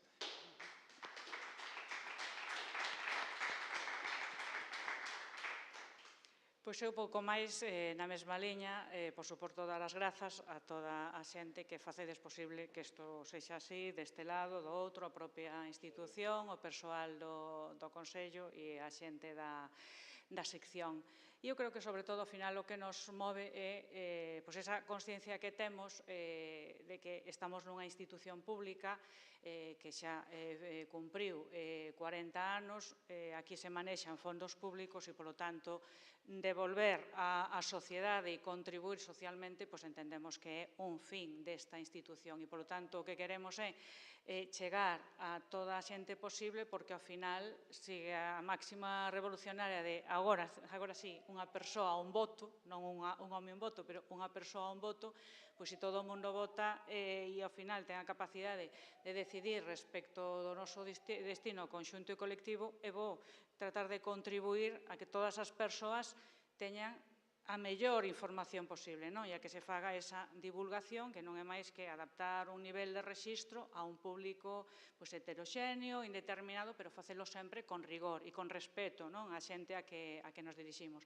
Eu, nese sentido, e máis que falei da tristeza, eu personalmente estou moi contenta desta xornada, a min pareceume moi interesante e aprendi moitas cousas, dicía a mañá, cando abríamos, nin empezamos nada agora, nin o pechamos, pero tratamos de ser un elemento máis de reflexión que nestes tempos xa é revolucionaria. Pararse un momento e pensar algo é importante neste contexto que dar a un clic, cando non dar a un botón e disparar. A alternativa é necesaria. Nese sentido, agora facemos o parón estival, vacacional, pero convidarvos a que sigades as actividades que facemos, porque en setembro xa estaremos de volta, como dicía, co pensarmos o cuarto xoves de mes con Carlos Varela, o fiscal, falando de dereitos humanos e reflexionando nun espazo de conflicto.